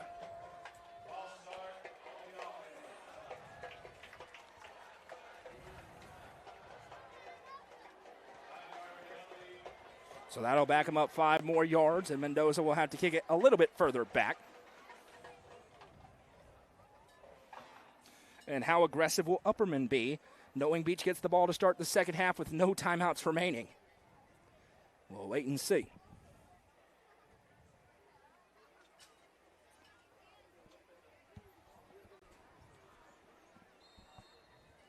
Mendoza now standing. He'll be kicking rather from the 15-yard line, a 25-yard attempt. He awaits. Snap is down. Kick is up, nearly blocked by Gunner Block, but he got it up and through, and the kick is good. 37 seconds to go in the first half. Beech leads 21-14.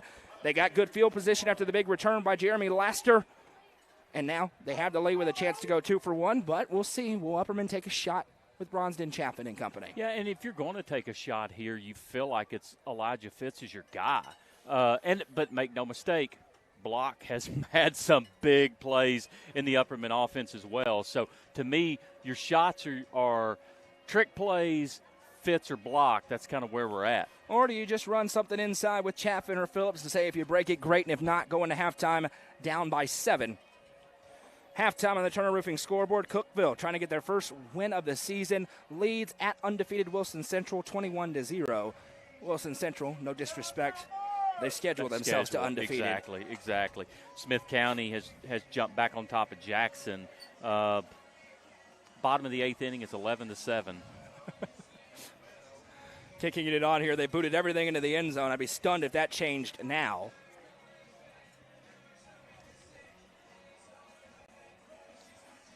As Nate Kroll on to kick this one away. Phillips and Fitz are back deep if they get an opportunity. That'd be breaking news. Kroll puts his right foot into this one. This one is returnable. Phillips fields it on the 5-yard line. He bobbles it. It's on the ground. Now he picks it up. Phillips dances. DK Williams is there, and he wrestles him down on the 2. Now they won't be aggressive at all. There will not be a choice here. Back on the 2-yard line with 32 seconds to go here in the first half. Phillips said it go right through his hands and then kind of fumbled with it, and that's why DK Williams is on their kick return coverage. The only choice you've got is how are we going to lean the ball forward a little bit, because you can't just take a knee being on the 2-yard line. Yeah, that's going to be Bronsden Chaffin. Exactly. There's Right no up the choice middle. how you do it, but it's. And if he breaks free, you say kumbaya. But if not, you're going to go into halftime back on your own 4-yard line, actually, is where they spot this one. And we'll see is it's going to be an empty set. Nope, Phillips will stay in the backfield with Chaffin. Beech loading up the front. They love a big negative play. Chaffin has the snap. He's going to keep it around left side. Chaffin accelerates, still on his feet to the 5. Chaffin at the 10, hit hard and driven down at the 12-yard line. 25 seconds to go here in the first half, and that'll probably be the final play of the half.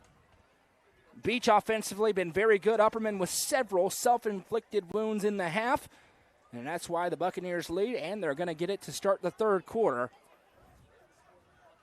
And they will not be able to get another snap off even if they try. 4 seconds. They're trying to get lined up quickly, and it's at 0 seconds, and that will do it. At the end of the first half, it is Beech 21, Upperman 14. We'll come back with a Happy Hiller halftime show. Been a great one so far in the high school football game of the week presented by Mayberry's Furniture on the Watson Chevy UCR Media Network. Tee-Up is the Upper Cumberland's best indoor golfing experience. With 3 state-of-the-art golf simulators, you can work on some of the world's best courses, all in the comfort of their climate-controlled facility. Want to know where you can improve? See everything from club speed to spin rate in seconds. They also have plenty of other games to enjoy time with friends. Conveniently located at 141 4th Street in Baxter. Stop in. Visit them online at teeupgolfclub.com or call them at 931-559-GOLF to reserve your simulator today. Tee-Up is proud to support this broadcast on the UCR Media Network. Eminet's Eagle Auction and Realty is proud to present an online-only auction featuring 62 acres of wooded land. This property is being offered in 2 tracts lying on either side of Highway 127 just minutes from Lake Cumberland. You can bid on this property at eagleauctions.com or call 931-526-5335 for more information. Bidding on this online-only auction ends October 2nd at 12 noon. Eminet's Eagle Auction and Realty is a proud sponsor of this broadcast on the UCR Media Network.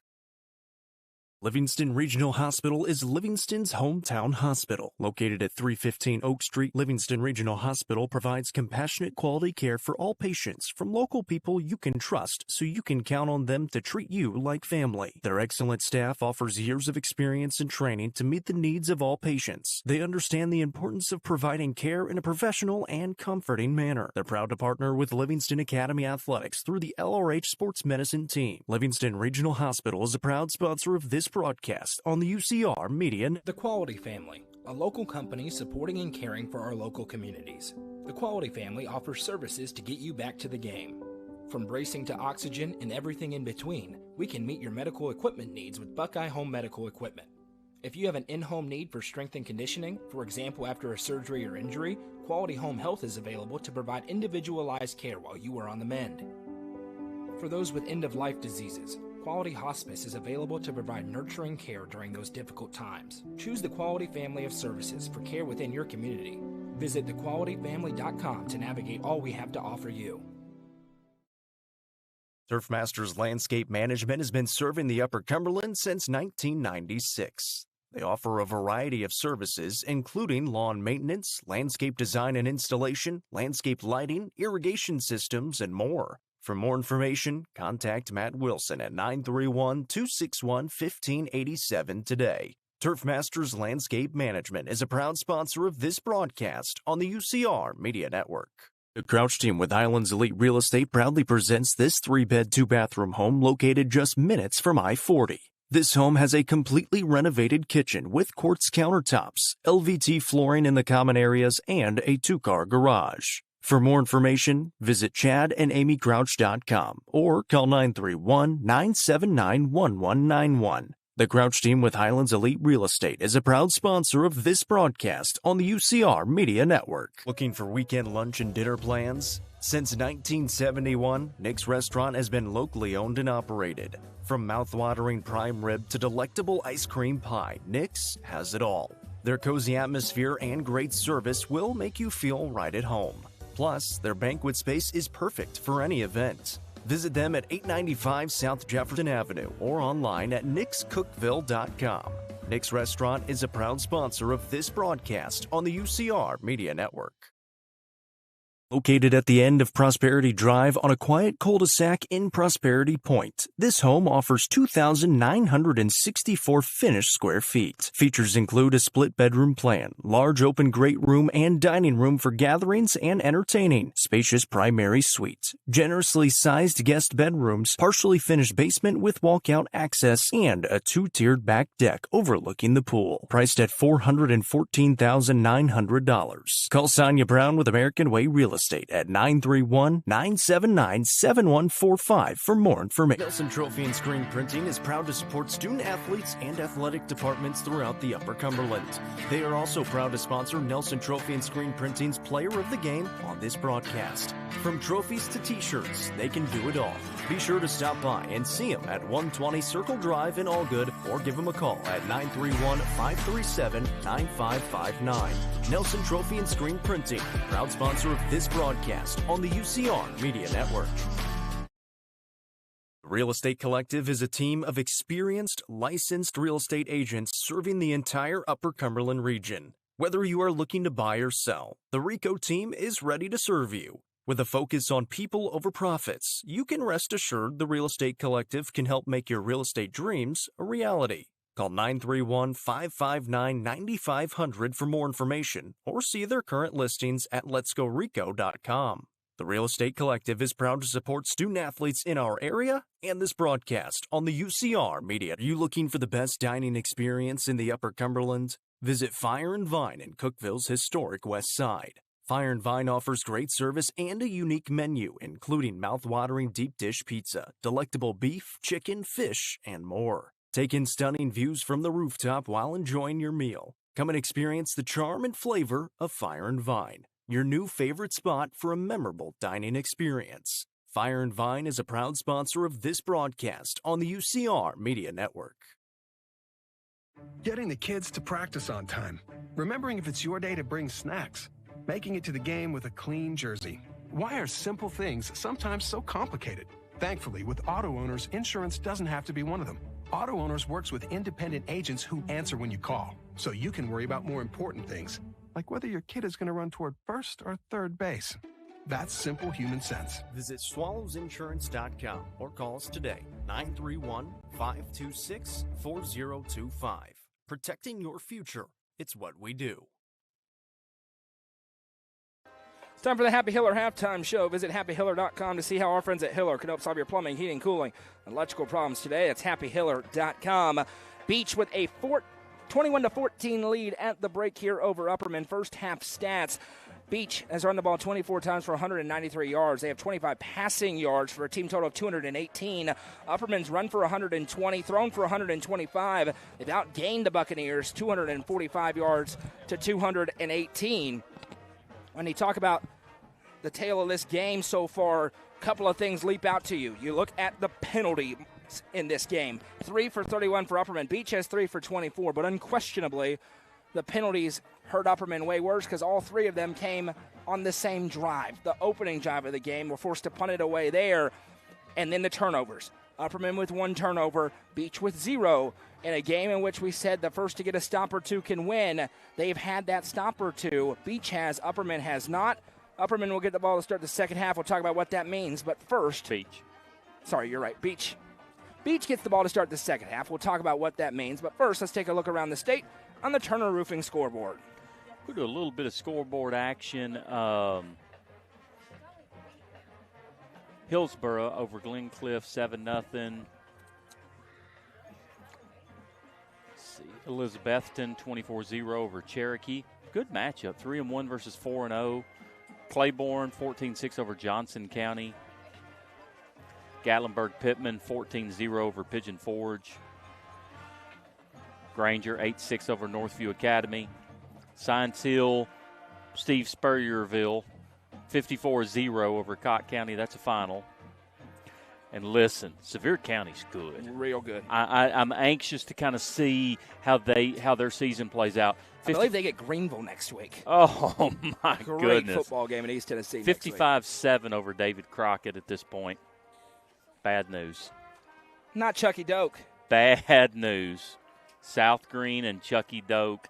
It's just not going to go in your favor tonight. That Chucky Doak started so good this year and falling apart. Well, tonight it's 42-0 final. I apologize. Breaks my heart. 4-0 Greenville versus 0-4 Sullivan East. 750-0. 42-0. Is that in the first quarter? At the half. And I'm glad that UCR did not travel to Hancock County for the 0-4 Hancock County Pioneers or whoever they are, and the 0-4 Unaka. It's 13-0 at the half. Thank you for not sending me over there. Thank you, we sir. thought about it. Thank you, sir. It was this or that. Bradley Central over Red Bank, 21-10, late in the fourth quarter. Gibbs, Morgan Wallenville, Kenny Chesneyville, 21-13 over South Dole in the third quarter. Brandon Reeves, Powell, no thanks to Brandon because he never played football and has no idea the difference between a football and a basketball. 42-3 over Carnes. Sweetwater, 21-13 over Kingston. 0-4 Maryville, or 0-4 Farragut versus 3-1 Maryville, 42-17 in the fourth quarter. Meigs County, 38-8 over. Scored more on Maryville than they did on Upperman. Beech may be the best team in the world if you do the scoreboard watching. I'm telling you, this is such a good rivalry, Rockwood and Harriman. I'm telling you, that is just a great rivalry. 42-12, Rockwood at this point, but huge, huge rivalry. Fun game. Guess the score. Game of the week, Noah McKay. Let's do it.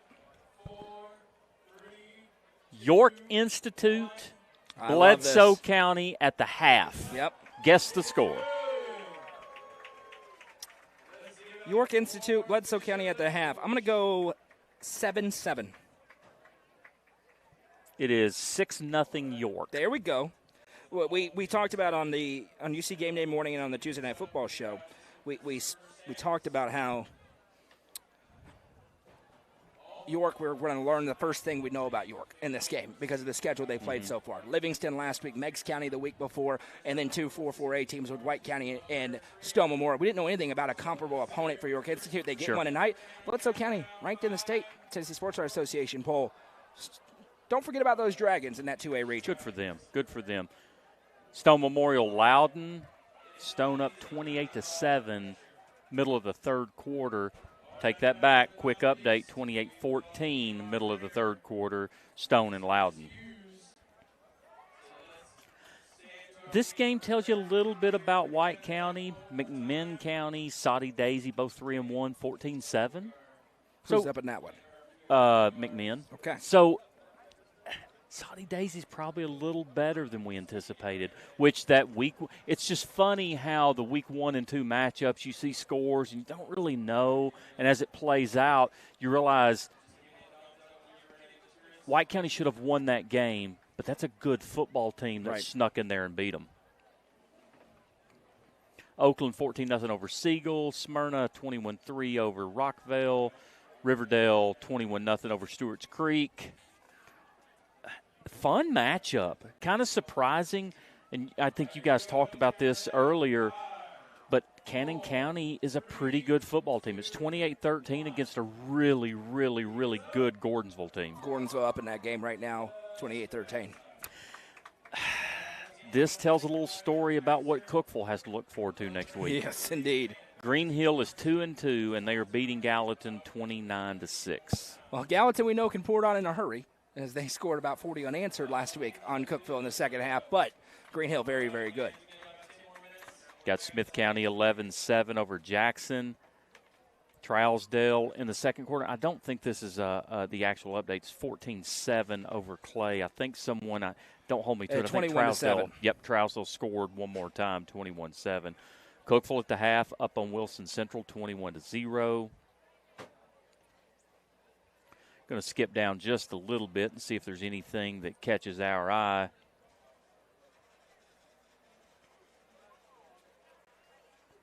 You know, East Nashville hung in there with Beech last week. They did. Close loss.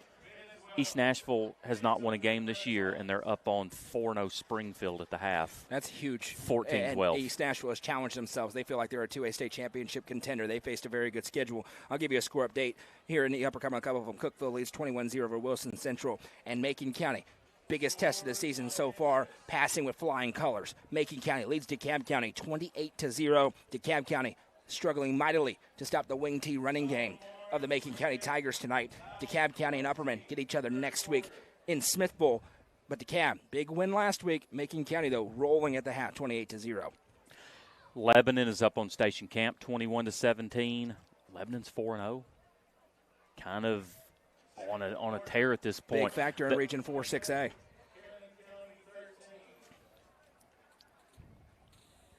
We're not as worried about No, we're West Tennessee. Hey, do you want me to give you all the Division II scores? No, we're not worried about Division II. Congratulations on your money. When we come back, we'll have a report from Hallie Gunlock. She talked to Adam Kane on his way into the locker room. You know, that locker room got a little bit of renovations. There's a lot of new paint and wallpaper and stuff. I bet it may look a little different after this halftime is done. Coach Kane probably not thrilled. We'll ask what he had to say to Hallie when we come back in the Happy Hiller halftime show. Hey, don't forget the high school football game will be presented by Mayberry's Furniture through tomorrow. Half off sale. Both locations, Cookeville and in Crossville. Go and check it out. You're never going to find a better deal on the best furniture you're going to get. Also offering in-store installation. Make sure you go and check out their half-price sale tomorrow. Tell them that we sent you, the presenting sponsor of the high school football game of the week. When we come back, we'll have much more in the Happy Hiller halftime show, and they get to third quarter action as Beech leads Upperman 21-14.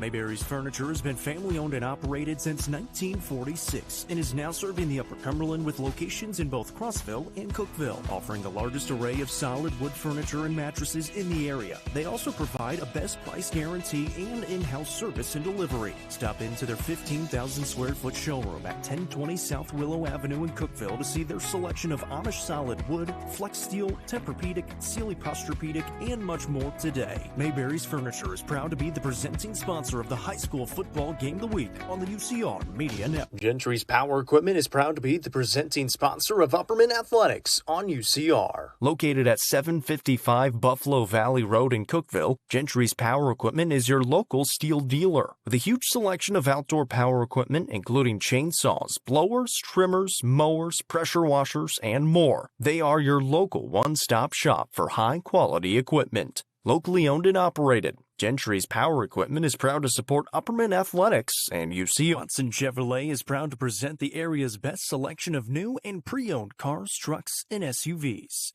Watson Chevy's staff of experts are ready to get you into your next vehicle with unmatched service and knowledge. Stop in at 2350 Cookeville Highway and get your vehicle serviced by their highly trained professionals. Right now, you can save money on oil changes, regular maintenance, and battery installation. And remember, don't buy till you see Jason Fye.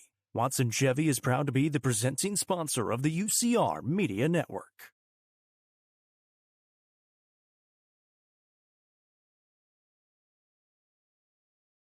If you're happy and you know it, clap your hands.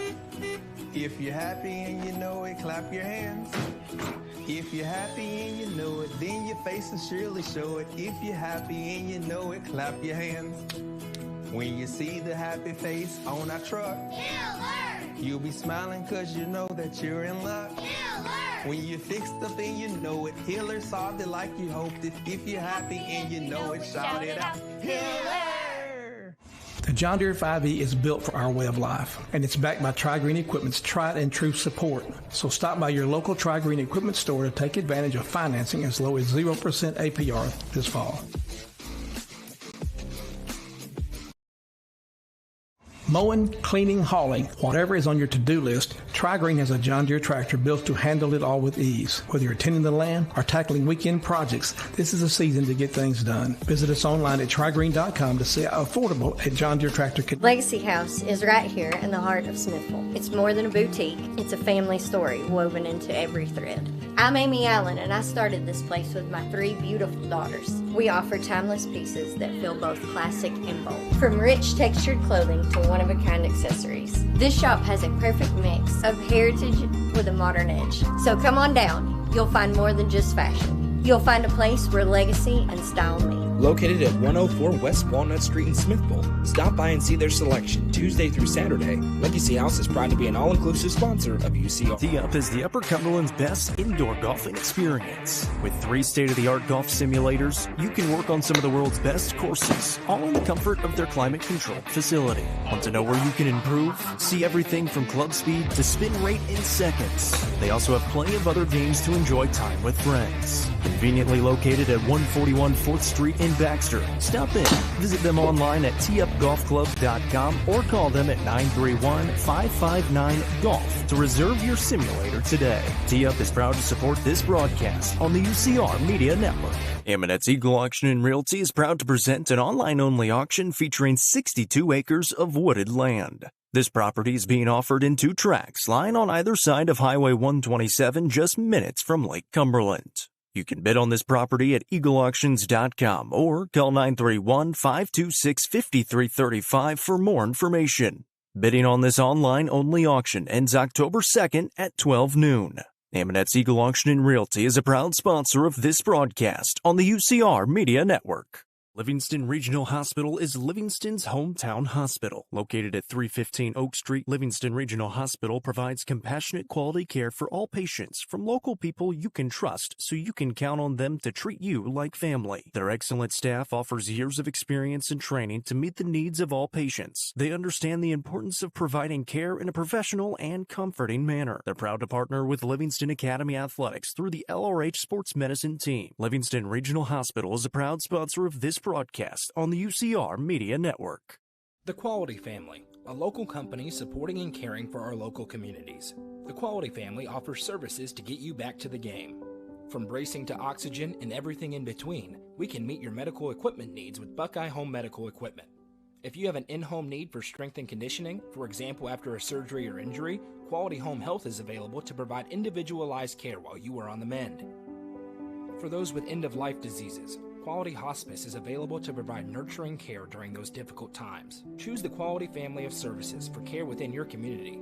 Visit thequalityfamily.com to navigate all we have to offer you. Welcome back as we continue on with the Happy Hiller halftime show. Upperman trails Beech 21-14. Hallie Gunlock caught up with Adam Kane on his way into the locker room. Hallie, I imagine Coach Kane maybe not the most thrilled person in the world. He kept it short and sweet tonight. All he said was we need to tackle, get the quarterback down, as we mentioned throughout the whole game. That was their main focus on defense. Said some of his guys looked like they really didn't want to play out there tonight. Really need to get that going. Of course, kept it short and sweet. He said that they don't have a lot of momentum right now. I'm sure he had a lot more to say in the locker room. Back to you guys. 24 carries for 193 yards for the Beech Buccaneers offensively, Jeremy. It's just not the standard that Upperman football expects of themselves. They try to go to the 4 down front. I do wonder, Do they go back into the 3-3 stack and maybe start to send some linebacker blitzes? Because the 4 down front simply didn't work against Shelton Swafford and Caden Powell. Yeah, I agree. And, we talk about how these teams are, just about as close to mirror images as you're going to find. And right now, Upperman's kind of getting out-Uppermaned, if that makes sense. They are. Well, and one of the two differences, the fumble is the biggest difference in the game right now. And that is the kind of game. So now if you're the Bees, you got to find a way to get a big negative play or force a turnover, or else if the script continues, doesn't matter how many they score, they're going to lose tonight on their home field. Yeah, and you just can't in a game this crucial, and we talked about it earlier in the game, but drives are at a minimum due to the clock running from both of these running football teams. And if you don't score, or like you said, you have a turnover and you lose a possession, you're behind the 8 ball the whole night. The last time Upperman lost a regular season game at Billy C. Rogers Stadium, September 9th, 2022, when Fayetteville came here 29-6. Irony out of that moment, that game was also on homecoming that night. They lost the next week at Stone Memorial and then didn't lose again in the regular season for 1,088 days. If they want to continue that regular season home winning streak, they're going to have to put together a comeback effort in the second half. One more break, and then we're back with third quarter action here. The Buccaneers will receive the kickoff when we come back. This is the high school football game of the week, presented by Mayberry's Furniture on the Watson Chevy UCR Media Network. The Quality Family, a local company supporting and caring for our local communities. The Quality Family offers services to get you back to the game. From bracing to oxygen and everything in between, we can meet your medical equipment needs with Buckeye Home Medical Equipment. If you have an in-home need for strength and conditioning, for example after a surgery or injury, Quality Home Health is available to provide individualized care while you are on the mend. For those with end-of-life diseases, Quality Hospice is available to provide nurturing care during those difficult times. Choose the Quality family of services for care within your community. Visit thequalityfamily.com to navigate all we have to offer you.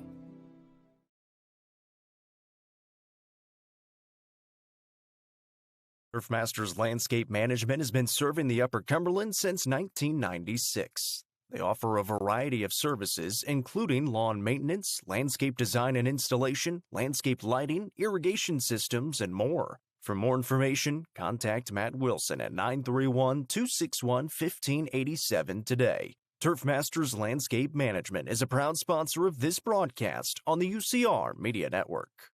The Crouch team with Highlands Elite Real Estate proudly presents this 3-bed, 2-bathroom home located just minutes from I-40. This home has a completely renovated kitchen with quartz countertops, LVT flooring in the common areas, and a 2-car garage. For more information, visit chadandamycrouch.com or call 931-979-1191. The Crouch team with Highlands Elite Real Estate is a proud sponsor of this broadcast on the UCR Media. Looking for weekend lunch and dinner plans? Since 1971, Nick's Restaurant has been locally owned and operated. From mouth-watering prime rib to delectable ice cream pie, Nick's has it all.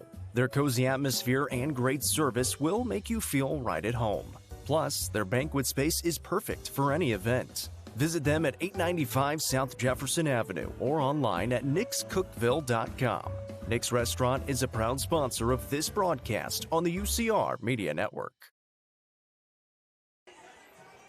Welcome back. The teams have emerged from their locker rooms, and we're moments away from the second half kickoff. The Beech Buccaneers will receive that kickoff, leading here on the road in Baxter, 21-14.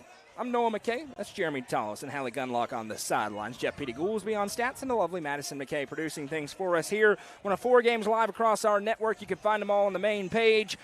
Cookeville with a huge lead over Wilson Central. Macon County with a huge lead over DeKalb County. Scoreless tie between White County and Livingston. And this one, not a scoreless tie. 21-14, but a couple of good games to choose from. Next week's high school football game of the week. How about a trip down to Sparta? The White County Warriors welcome in the defending Class 4A state champion Macon County Tigers into Warrior Stadium. We'll be there with all the action. Kickoff set for 7 o'clock next week. Huge game, and I appreciate you having the game of the week about 10 minutes from my house. Thank you so much. You're welcome. Mr. McKay. Livingston strikes first. 90-plus yard touchdown. for the Wildcats. Wow. And they lead over the Warriors, looking for their biggest win in half a decade. Third quarter, 1:12 to go. It's a 99-yard touchdown reception from Rocco Carwile, thrown from Adrian Jenkins. Meanwhile here, a little pooch kick for Roberts. Fair catch signal forward and made on the 35-yard line. And expect to see that deployed the rest of the game. It's been great field position every kickoff so far for Beech. This time, not bad field position, but it is further back on their own 36. Listen, there's 24 minutes of football left, but you get a feeling that this drive dictates if this game is over now or if Upperman changes the script. Right. Humongous drive for both teams as Caden Powell and Shelton Swafford. 2 touchdown rushes for Swafford, 1 for Caden Powell. It came on 4th down. Upperman sent the house. They did not get to him. Big drive here out of halftime. 1 receiver each way as they work right to left if you're listening on 106.1 The Eagle. Snap taken. Handoff to Swafford around left side. Huge hole, and there he goes. 45-40, 35-30, 20, 10, 5. There's your answer. Touchdown, Beech Buccaneers. First play of the half is a 44-yard touchdown, and whatever adjustment Upperman made is disastrous. A 2-score lead for Beech. And if you're the Penn State Nittany Lions, you love to see the block on that play. Right off a left tackle, untouched, through the gap, and then the speed takes over.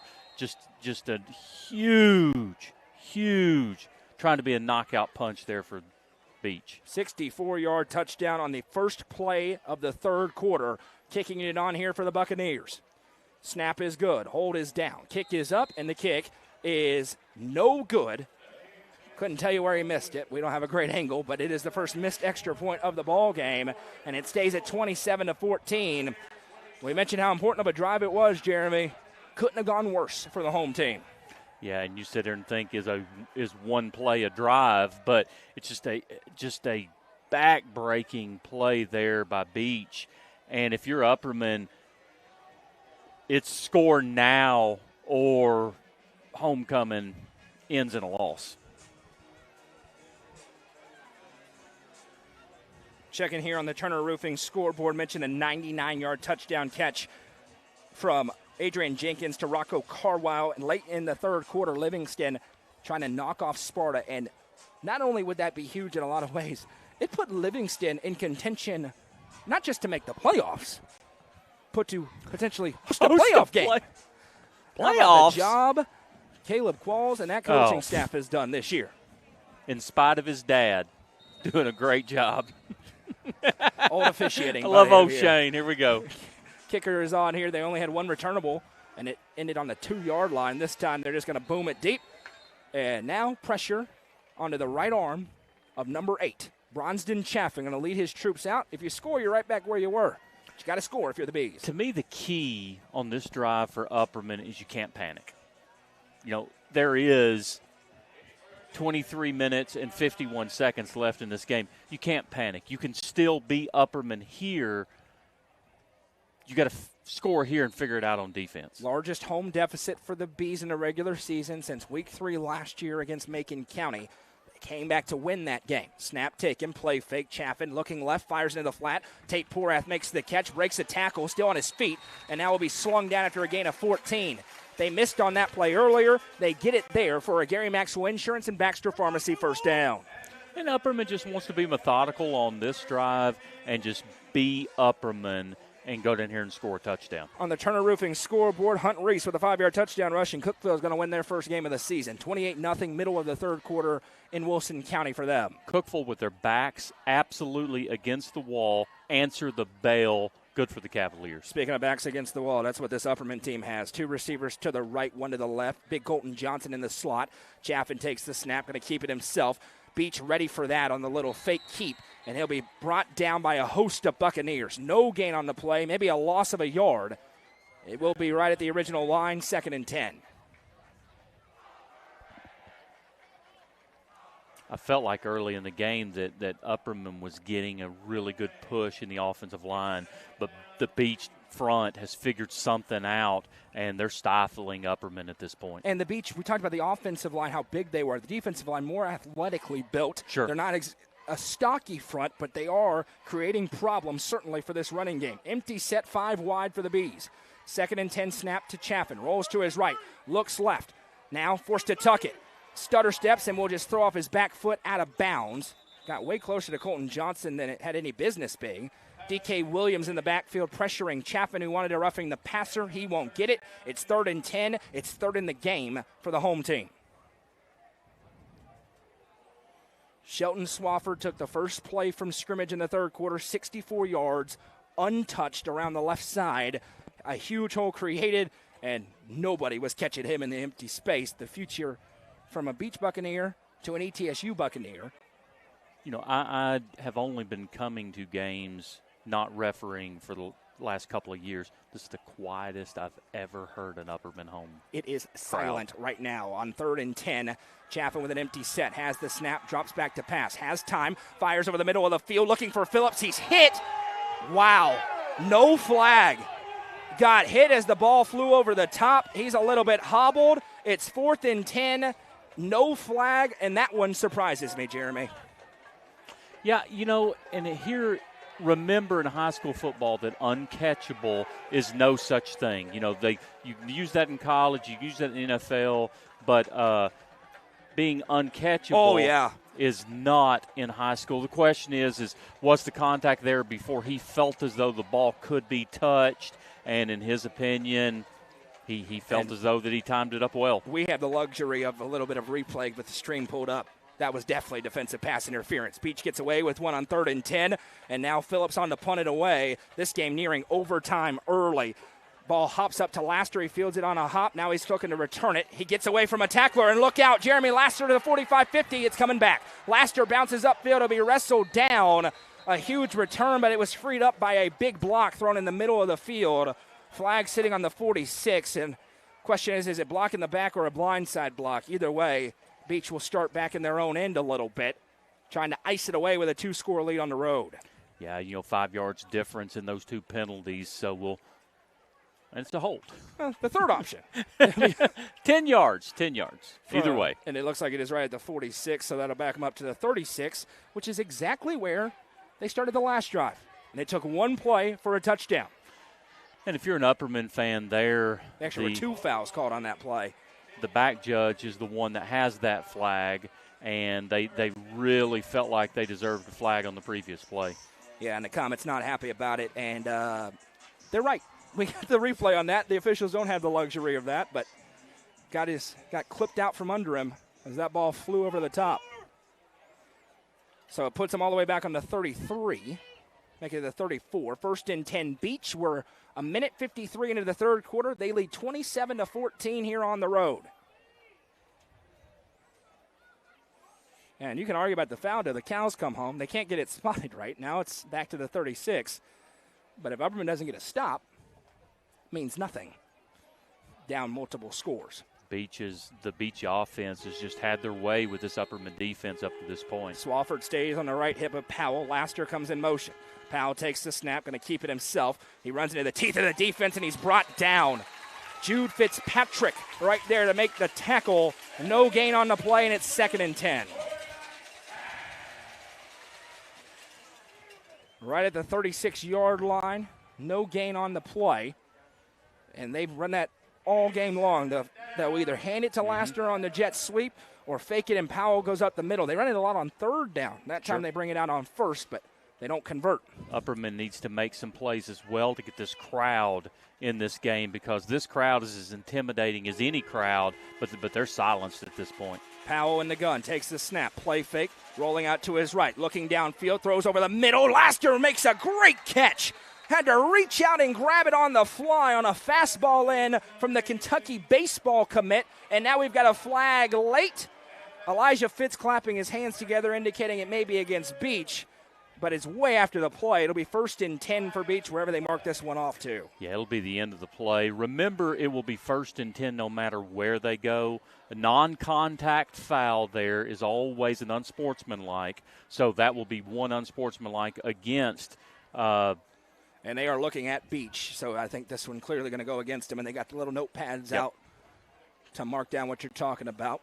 So should be 1st and 10. 15 yards, 1st and 10 there. As a dead ball, but remember, that's one against him, unsportsmanlike. And that was a tremendous catch by Lassiter across the middle of the field. He let him know about it, too. He did. Whatever he said got him a 15-yard penalty, but it is 1st and 10 upcoming here. Sounds like he let them, their mom, and their grandma know about it. Right now, the chains have not moved back, but I believe it is going to be 1st and 10. It should be.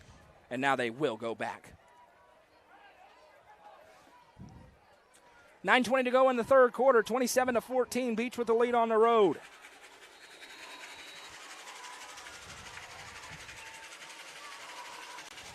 I don't know why you won't run left every play. 6'9", 395 at the left tackle spot. 295. 295. 395 would be impressive. Snap taken, handoff to Swafford, bounces through tacklers, and now will be popped and put down. Gain of 5. It'll be 2nd and 5 here. And Beech shouldn't be in any hurry. They're going to score a touchdown, go up 3 scores. Thanks for coming out. Celebrate a big win. Touchdown for Sparta. Cole Sims on the Turner Roofing scoreboard in the fourth quarter. First score of the night for White County, and they're an extra point away from tying the game there on UCR2. We're going to talk about that game. We're going to talk about this game. Friday Night End Zone Show presented by Rico. Coming up around 11 o'clock tonight.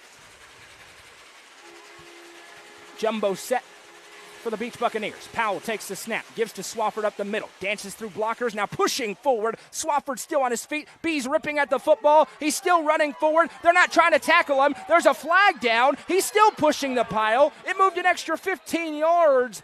We got flags all over the place, though. Good luck, Jeremy. Please tell me we've got assisting the runner. I believe that's what you're going to have. That's what I want to see. You don't see it often, but it seems like that's what they're going to have. The pile moved. It is 15 assisting yards, the runner. Assisting the runner. So what is that penalty? 5 yards, spot of the foul. I think it's going to be a first down for the Buccaneers. But if you're Adam Kane, you don't love any part of that because they're trying to rip at the football and it moves forward. Assisting the runner is the penalty. I think it's going to be enough for a first down as that appears about 7 yards down from where that marker is. And it will be enough for a Buccaneers first down at the 46. Exactly how you scripted that play up. 18-yard run, 5 yards for assisting the runner, 1st and 10. Exactly how you would have called it. From the 46, this game's been weird. Just a lot of weird stuff happening. What's not weird is Beech is out in front. One receiver each way. Swafford in the backfield with Powell. The move is tied in across. Has the snap. Going to give to Swafford, hitting the backfield. Foot race. He's wrestled down, and then the cavalry arrives and puts him down. Andrew Bohan. First one in there defensively for the Bees. Hurt. It's going to be 2nd and 13, but as you said, Swafford's hurt. Shelton Swafford, he got taken down by a host of Bees, and unfortunately on the sideline, he is down. So we'll keep an eye on that. Hopefully, I mean, he's having an unbelievable football game. 3 touchdowns, electric back. They've got a pretty good 2 in D.K. Williams and a 1A in Caden Powell, but obviously they need Shelton Swafford ahead of region play, where they will certainly have a home playoff game no matter what, but Station Camp enters the week at 3-1. Yeah, Swafford only has 152 yards rushing at this point. Yeah, he's unbelievable, and he's being looked at on the sideline, but he is off the field, so we'll keep playing. 2nd and 12, Bohan came off the edge on the right side, got all the way to the left to make that tackle. One receiver each way for Powell. Williams in the backfield. Snap taken. Got a hand? No. He'll keep it around the right side. Big hole for Powell to rumble through. Just shoves off tacklers. Caden Powell says, "Get off me." Another huge gain of 16. And Beech getting whatever they want on the ground.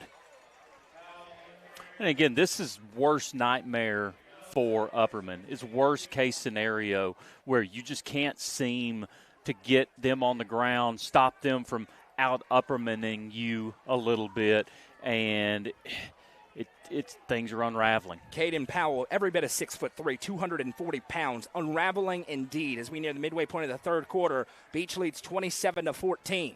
And Powell's up to 130 yards rushing himself. They're getting whatever they want on the ground, no question about it. Nearing the 200 or 300-yard mark as a team already. Snap taken. Now he will give to Williams over right tackle. Williams breaks one tackle, carrying defenders forward. Story of the day, about 6 more yards after contact. Upperman cannot tackle. It's another first down for Beech. And, Coach Kane mentioned this at halftime is, do you want it? Yep. And he felt like some of the players just didn't want to be here. They didn't want it. And there's no one that knows his team better than Coach Kane. And right now it's this game, the winner may already be determined. No doubt. The score update, the Turner Roofing scoreboard, Caden Weitzel. Long touchdown run, and the floodgates have opened. The offense is now showing up in the fourth quarter there in Hogeye Country. Livingston back in front, 13-7, pending the extra point. Upperman's got to decide if they want to be embarrassed on homecoming. 1st and 10 upcoming here. Powell motions Laster across, takes the snap, going to give to him on the sweep. Cuts upfield, Laster breaks a tackle, and now will be pushed backwards and finished off there. The ball came out late, but they'll say he was down. That may be forward progress. It was forward progress for sure. So they'll give him a gain of about 4, make it 5. It'll be 2nd and 5 on the jet sweep. Again, no Shelton Swafford, and with how they're running right now, you get a layup next week against Hunters Lane, who's winless so far. You have no reason, if you're Anthony Crabtree, to put Shelton Swafford back in the game. Of course. 2nd and 5, 4:56 and counting to go here in the third quarter, and they're going in the Maryland eye to try to run it through Upperman's face. Snap taken, turn and hand off to the fullback. He's hit, carrying defenders forward again and taken down after a gain of 3. It'll be 3rd and 2. And we've got a cramp for one of the big men down there, and now he's back up on his feet, and we have a late flag coming in, and I think this one's going to be on one of the Bees. And again, be the same situation. Non-contact dead balls, always an unsportsmanlike. And if it gets the Bees, it'll give them enough yardage for a first down. I was looking down. Apologies. Didn't see what happened, but the body language for Upperman tells me that it probably was a good flag. And once again, they have the notepads out. 4:35 to go in the third quarter. Beech trying to put this game away. Macon County leads 35-0 over DeKalb County, defending champs, passing their first test of the season. And you said Livingston's 14-7 They are right now? 14-7 kicking back to Sparta. That game's live on UCR2. Oh, it's against Beech. Oh.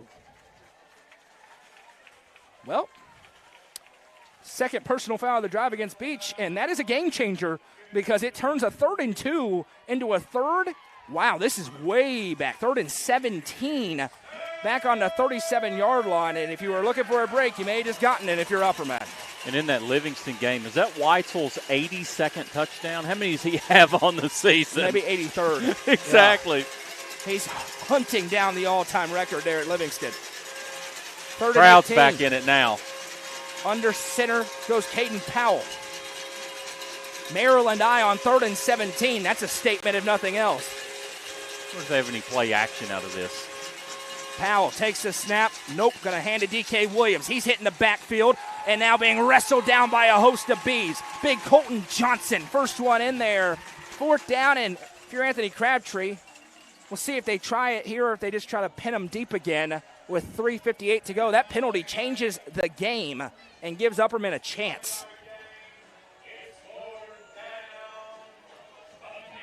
And they're leaving the offense on the field for now on 4th and 16 in no man's land at the Upperman 35-yard line, and now they will bring the punting unit out as Caden Campbell will come on to kick this one away. He has one punt. It went into the end zone in a similar situation for a touchback. Score update, Clay County, we wondered. They're going to wake up. The Dogs they got off the bus, didn't they? 21-21. They tied it up with Trousdale County after trailing 21-7. And it is the offense on the field. 2 on the play clock, though. Beech out of time. They don't get the snap off. It's a delay of game. They took a long time to decide if they wanted to go for it. So that's going to make it 4th and 22 and gives you a little bit more room to punt if you're Anthony Crabtree. And all of a sudden,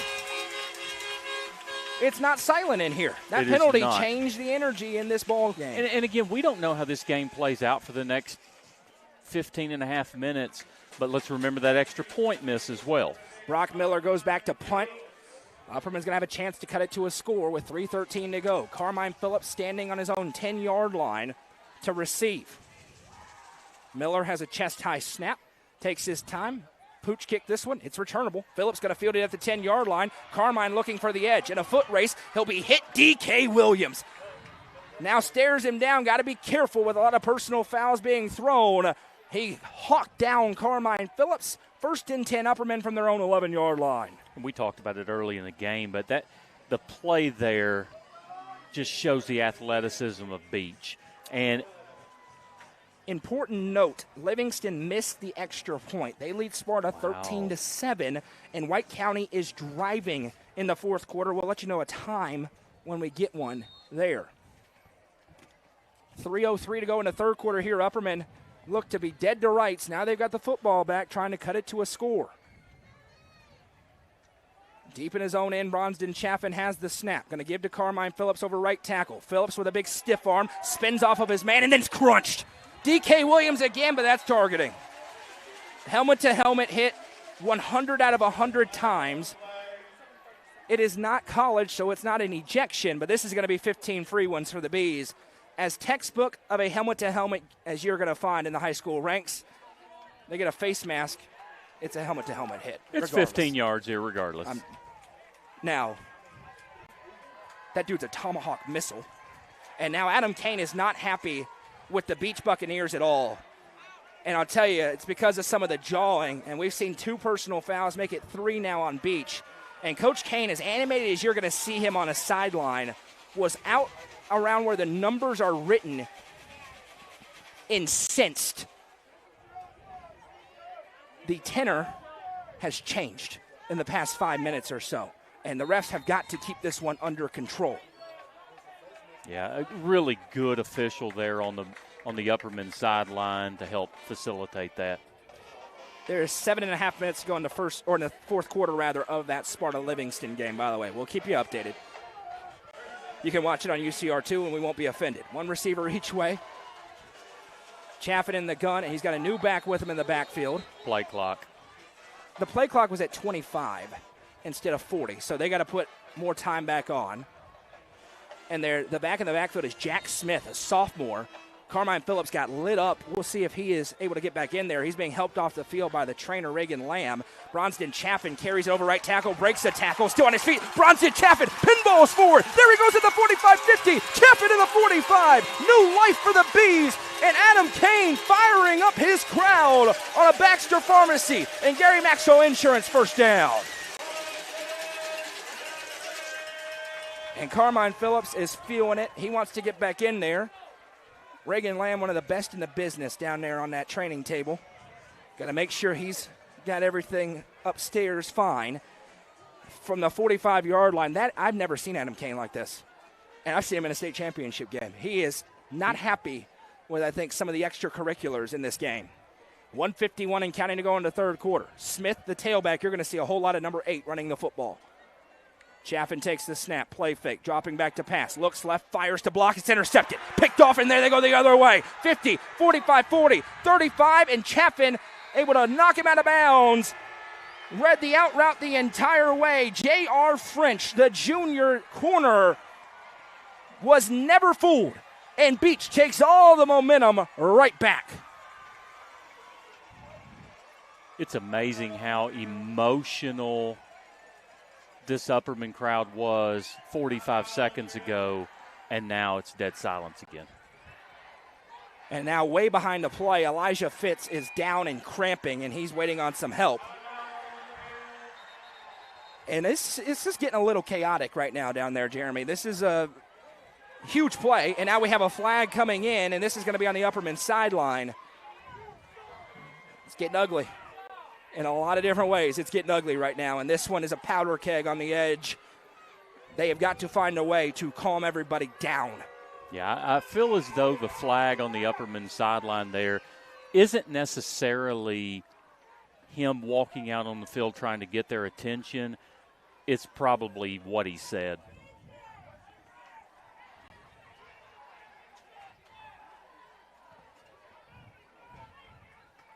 So now the notepad is out. And Elijah Fitz, that was certainly cramping. He's jogging off the field. And they give a full personal foul to Upperman. So that'll be half the distance to the goal. And at the end of that play, Upperman was going down and trying to cut it to one score. Beech, deep in the red zone, going to have a 1st and 10 from the 15-yard line to try and finish this game off and push it to a 3-possession lead.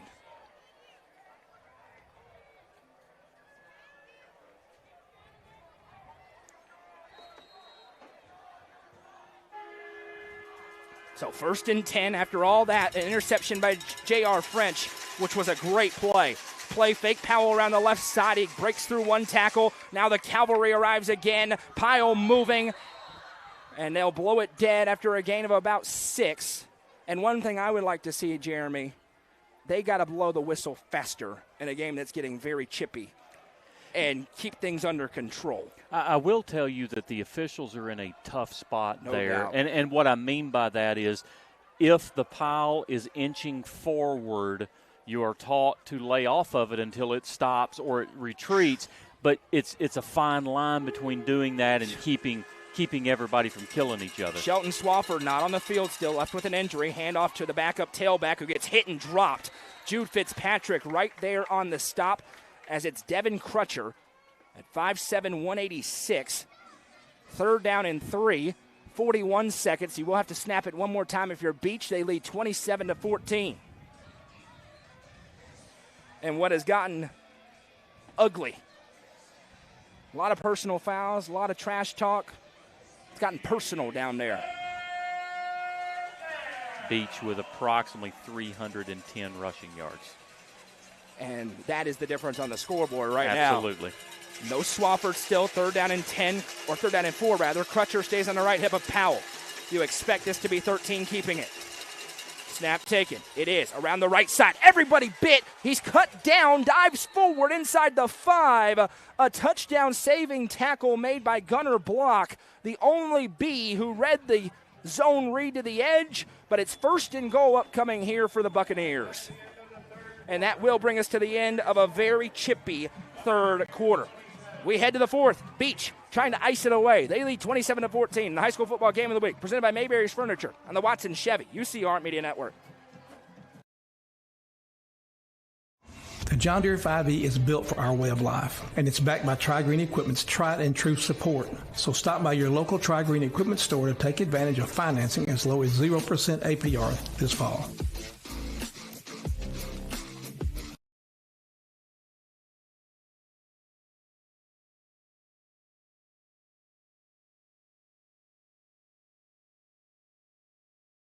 Mowing, cleaning, hauling, whatever is on your to-do list, Tri-Green has a John Deere tractor built to handle it all with ease. Whether you're tending the land or tackling weekend projects, this is a season to get things done. Visit us online at trigreen.com to see how affordable a John Deere tractor can be.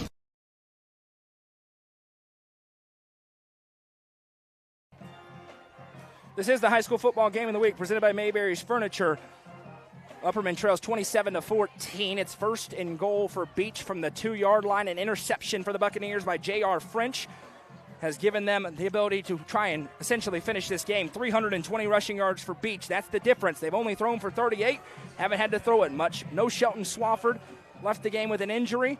But they've got Caden Powell and company. They're going to stay in the gun here on the first play of the 4th quarter. Snap taken, keep it himself, and Caden Powell pinballs into the end zone. Touchdown, Beech Buccaneers. They do stretch it to 3 scores. The 2nd turnover of the game for the Bees leads to the 2nd touchdown off turnovers for the Buccaneers. Yeah, and the story of the game obviously is Upperman's inability to stop the run and the self-inflicted mistakes. And Coach Kane, those are just things you can control, and they're going to drive him crazy. They're going to try to get those points back that they lost on the extra point, so the offense stays out there for Beech. Powell in the backfield with Crutcher on his left. Powell, awkward snap, handles it. Going to roll to his right, looking downfield. He can run in if he wants to, and he will. Powell sticks the ball out into the end zone. 2-point conversion is good, and Beech stretches the lead to 21. It's 35-14 with 11:57 to go here in this 4th quarter. Livingston Academy gets a stop in the Wildcats. Lead 13-7.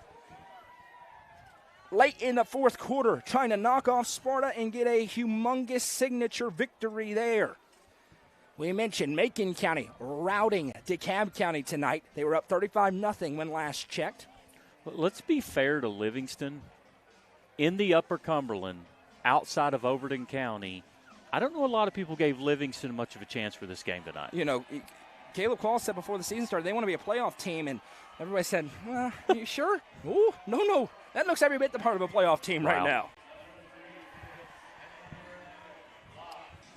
We'll keep you updated on all these games as we go. As you see, Michael, thank you for the comment. Gordonsville leads Canyon County 35-13 in the middle of the third quarter. Cookeville rolling past Wilson Central 34-6. Middle of the fourth quarter there. The Cavs going to get their first victory of the season. Kicking it on here for Beech. Upperman's offense has moved it at times, but they have had a couple of critical mistakes. A fumble, an interception, and 3 penalties on one drive have stalled them out on different occasions. Exactly, and if you're Upperman, 149 yards rushing, 139 yards passing, 288 yards, you feel like you're in really good position in this game. A booming kick. It's going to be fielded in the end zone for Elijah Fitz. So he wanted a return, can't get it. As soon as it's in the end zone, dead ball. And that's another thing Beech has been great at in the special teams. Seems like every Upperman drive has started deep in their own end, inside the 20 or at the 20. Yeah, and like you said earlier in the game, vice versa, Beech has been able to return and start 35, 40, 45-yard line. Huge advantage. Only chance the Bees have is a quick strike. Beech's offense has been very good tonight, 35 points, and Upperman's had no answer for the power running. 2 out to the right, 1 to the left. Carmine Phillips is back in the game, and he's in the backfield. That's good to see after taking a shot. Chaffin takes the snap, dropping back to pass. Fires a fastball caught by Colton Johnson, and he'll pinball off of defenders and down. To Gary Maxwell Insurance and Baxter Pharmacy, first down. Big Colton Johnson having a strong game. And Upperman has to get on the ball quickly. They are. Chaffin has him set up again, a 4-receiver set. Beech still getting set up. Snap taken. He tries to fire the quick hitter to Phillips.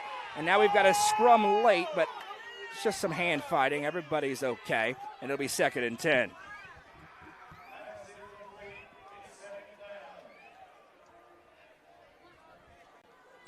Second and 10 from the 37-yard line for the Bees. 11:45 to go. We're just 15 seconds into the fourth quarter. 21-point lead for Beech here on the road. Colton Johnson is gassed, had his hands on his knees, playing both ways every snap.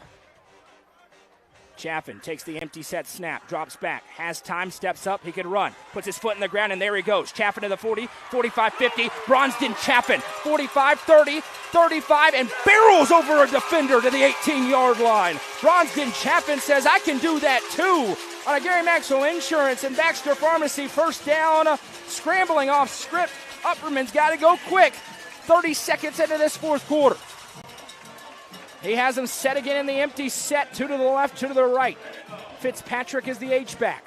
Chaffin has the snap, drops back again, fires left. Fitz makes the catch, dances up at the 15, and they'll say he stepped out as he planted his foot down at the 14-yard line. That will stop the clock, and it gives Beech a chance to get D.K. Williams, their star linebacker, back into the game.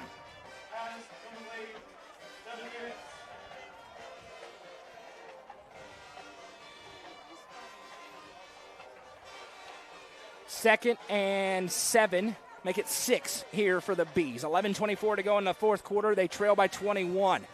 The Beech fans trying to spurn a stop here deep in the red zone. Chaffin has the snap, play fakes again, looks left, fires for a block in the end zone, and there's a flag as he was getting held all the way down the field. See if this is holding or defensive pass interference in the end zone. It's going to be pass interference. And the corner just had a little too much. Aiden Curry, the DB, was grabbing Gunnar Block as he ran past. And let's remember, that's half the distance. We'll see how that lines up with the line to gain. It is a first down. At Gary Maxwell Insurance and Baxter Pharmacy, first down. Clock stops as they're to the 7-yard line with 11:19 to play. Upperman looking for the biggest miracle since Bethlehem. It would start with a touchdown here.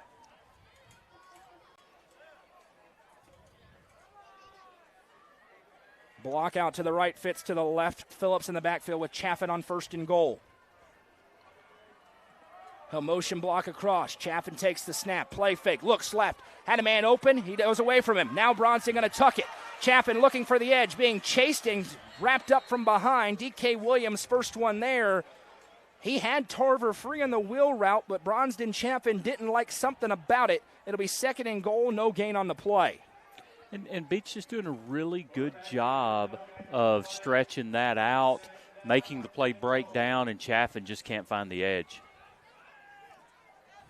Now Upperman, the clock is running. They're going to have to get a little urgency here that they had earlier in the drive. Jack Smith comes back on, as does Jude Fitzpatrick.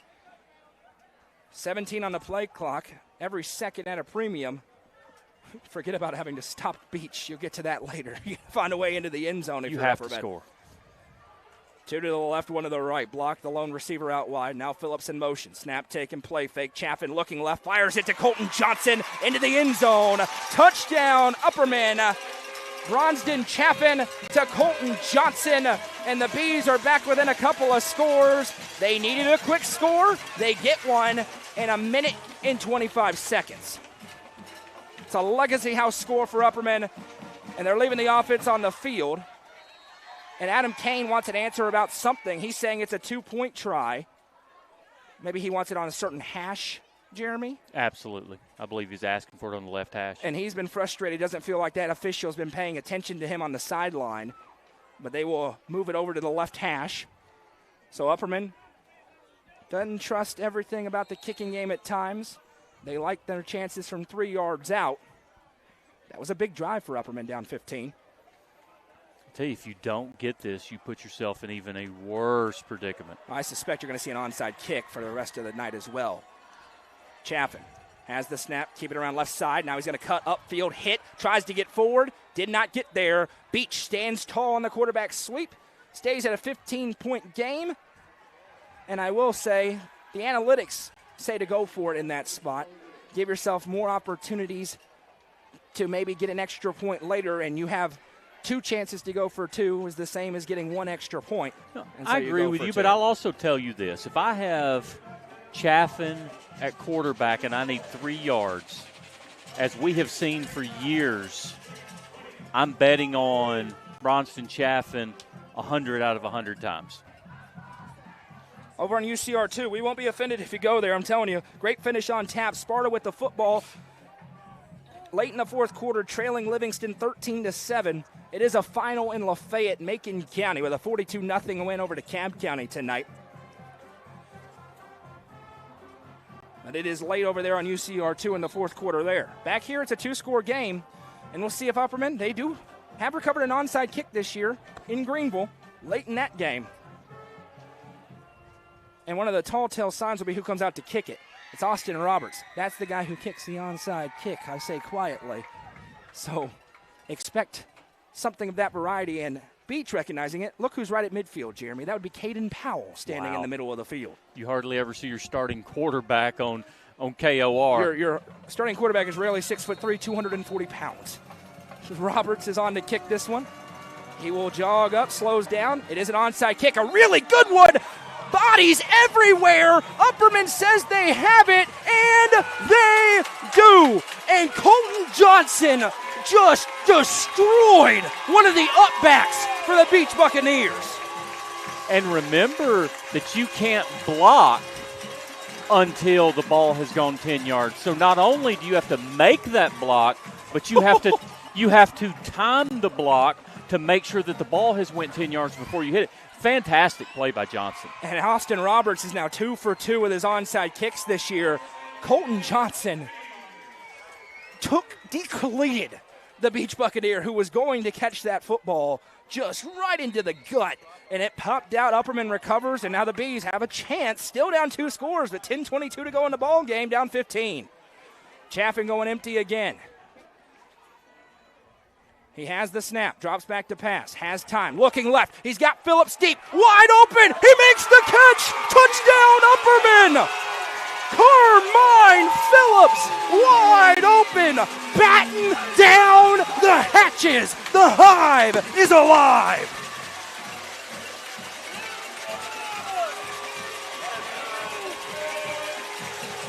Nine points, you kick the extra point here. Holy smokes, this game has changed. A Legacy House touchdown on a 48-yard pitch and catch from Bronston Chaffin to Carmine Phillips in the slot.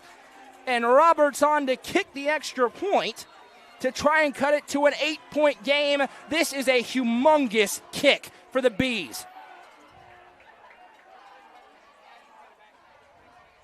Snap, set, kick, money. 10:15 to go.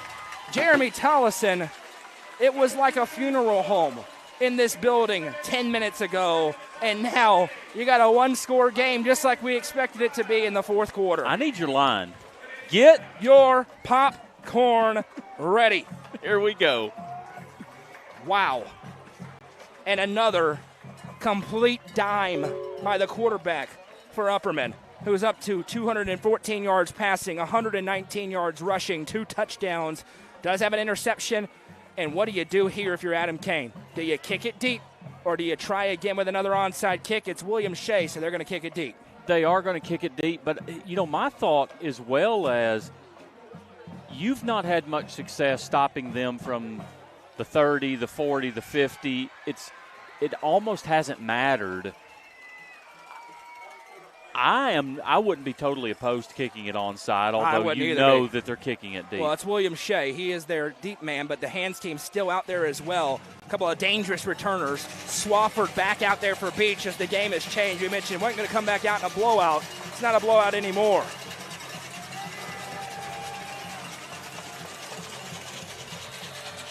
Shea jogs up, and he is going to boom this one. Laster under it at the 10-yard line. He is ever dangerous. At the 15, cuts upfield. It will be hit and spinning off of tacklers and down at about the 37-yard line. More yards after contact, and now it's been a while, but Upperman hasn't sniffed a stop in a while against this Beech defense without a big negative play on first down. And again, we sit here and... Whoa. Well, hold up. Turner Roofing scoreboard update. Sparta leads. They strike late. How much time? 14-13. We'll tell you how much time is left when Madison hears it in her ear. But Adam Kane says, some people act like they didn't want to play. Now's the time to start playing, and here we go. 1st and 10 as the Hive is alive. One receiver each way. Powell takes the snap, gives to the back. Crutcher hit and popped. Still on his feet, nothing doing. Colton Johnson with the tackle. 2nd and 10 as we go under 10 minutes to play. Bees down by 8. They were down 21 15 seconds ago, it seems like. They've made so many mistakes in this football game and still have a prayer's chance. But it is Caden Powell with the football on a 2nd and 10. And he just wants to take the air out of it. You're going to keep it on the ground, keep doing what you've been doing, and try to run this clock out. It is loud in here. Powell takes the snap, play fake around left side, breaks a tackle. There goes Caden Powell, one man to beat. Liam Schaefer rides him down, but not before a gain of 14 and a humongous Beech Buccaneers first down. Let's remember, every first down that Beech gets essentially equates to almost 2 minutes off the clock.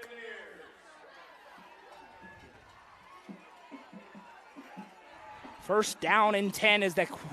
It was very loud, now quieter. Huge run for Powell. It is not Swafford in the game, and now he has checked back in. 53 seconds to go on UCR2 in a 1-point game. 8:58 to go here in an 8-point game. Powell takes the snap, gives to Swafford up the middle. He's hit and destroyed. A bone-jarring tackle. Fill in the blanks. Colton Johnson. Listen, Colton Johnson's 17, 18 years old. He plays like a 32-year-old man. That's why Josh Heupel is going to talk to him tomorrow on Rocky Top. 2nd and 9 from the 45 as Beech tries to drain the clock, get points, and sprint out of Putnam County with a win. Crutcher back in the backfield alongside Caden Powell. Swafford did not look like himself on that carry. Powell has the snap, going to keep it himself. Up the middle, tries to bounce it, and he does, getting forward. Look at Caden Powell run the football. A gain of 9, it depends on the spot. I think it's a first down, but it's very close. Got him slightly short. Just short, 3.5 yard. Beech fine with that. Quite frankly, they can burn more clock. Upperman still has all 3 timeouts remaining. Caden Powell at 6'3", 240 pounds of just a bruising quarterback who has run wild tonight. Will be in the shotgun again, we imagine. Yes, he will. Crutcher's on his right, but I bet you everything 13 keeps the football. One receiver each way. He sure is around right side. He's got the first down as he's ridden down at the 34-yard line. 1st and 10, Beech with 7:21 to go. Ball protection tonight has been really good for Beech. However, Upperman has got to find some way to strip the football and create a turnover, because if they go in and score here, it's almost. We think it's over. Well, it's 99.9% over. Sparta gets a stop, and it appears White County's going to escape Hogeye Country with a dramatic victory tonight. Pending the final. 1st and 10 here. 2 to the right, 1 to the left for Powell. Up by 8 on the road. They were comfortably ahead by 21 a moment ago. Laster on the jet sweep around the left side. Looks to cut up, and he is destroyed. Got a hold on the up. edge. Carmine Phillips flies in. He gets a little get back, and we have a flag down on the edge. This could make a 1st and 20 because it looked like one of the wide receivers had a big hold. It's a hold on the edge. And this is huge. Looked like number 11, but I don't see him out there.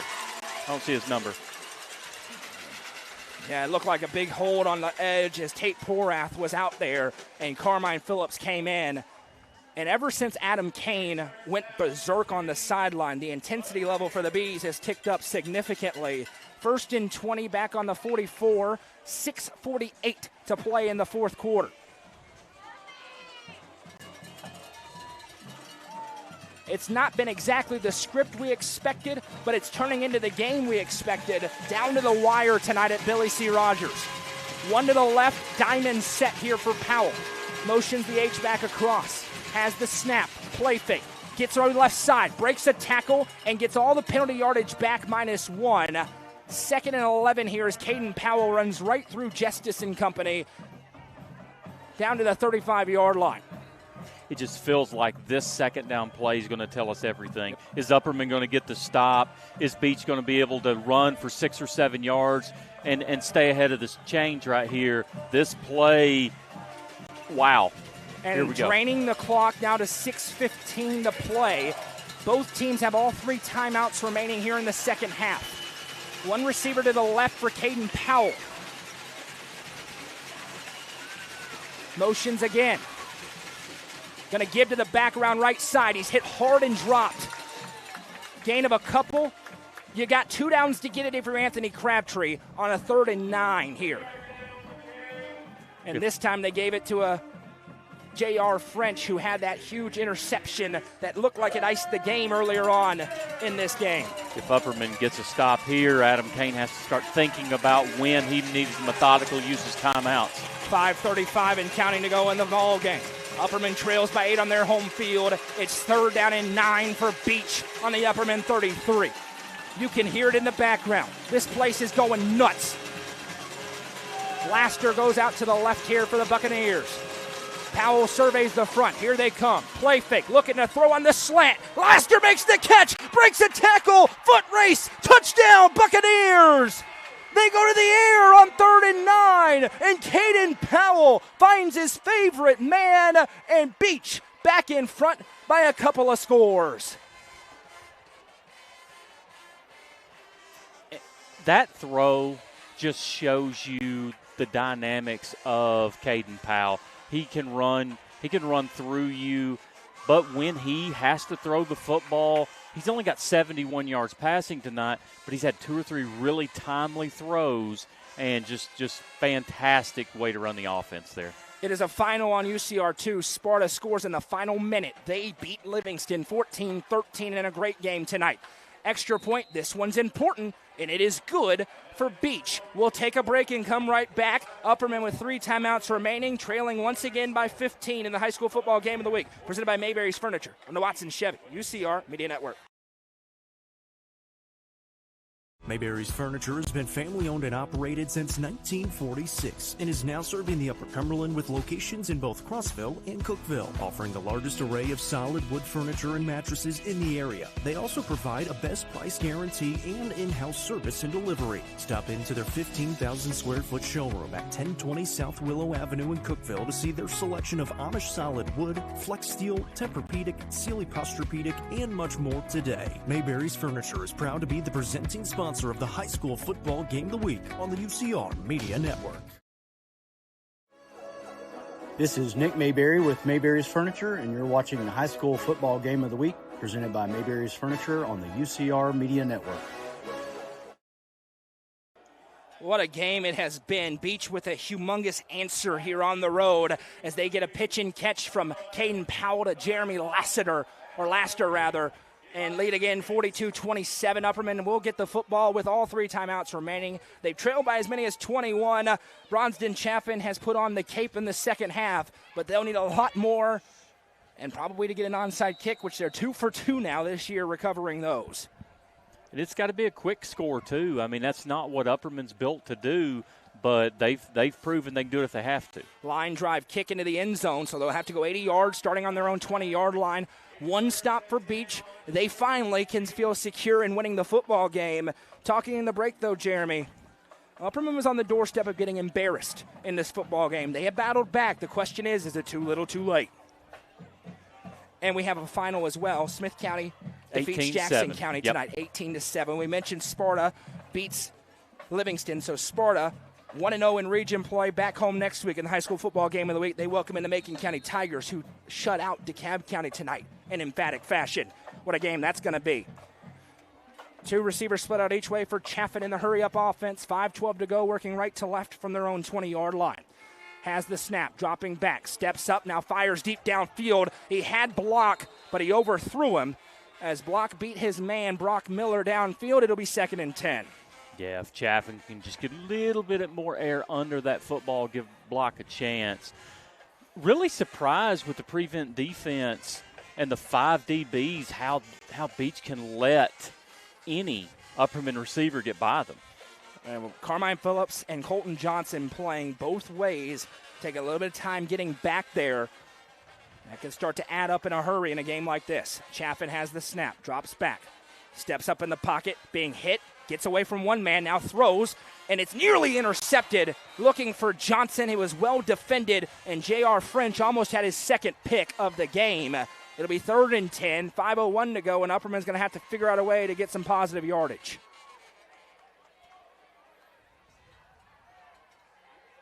And Gunnar Block now off the field. Hallie getting looked at down there from Reagan Lamb, the trainer. So one of the favorite targets for Bronzedon Chaffin out of the game for the moment, but now he's walking back over towards the sideline, holding his right side.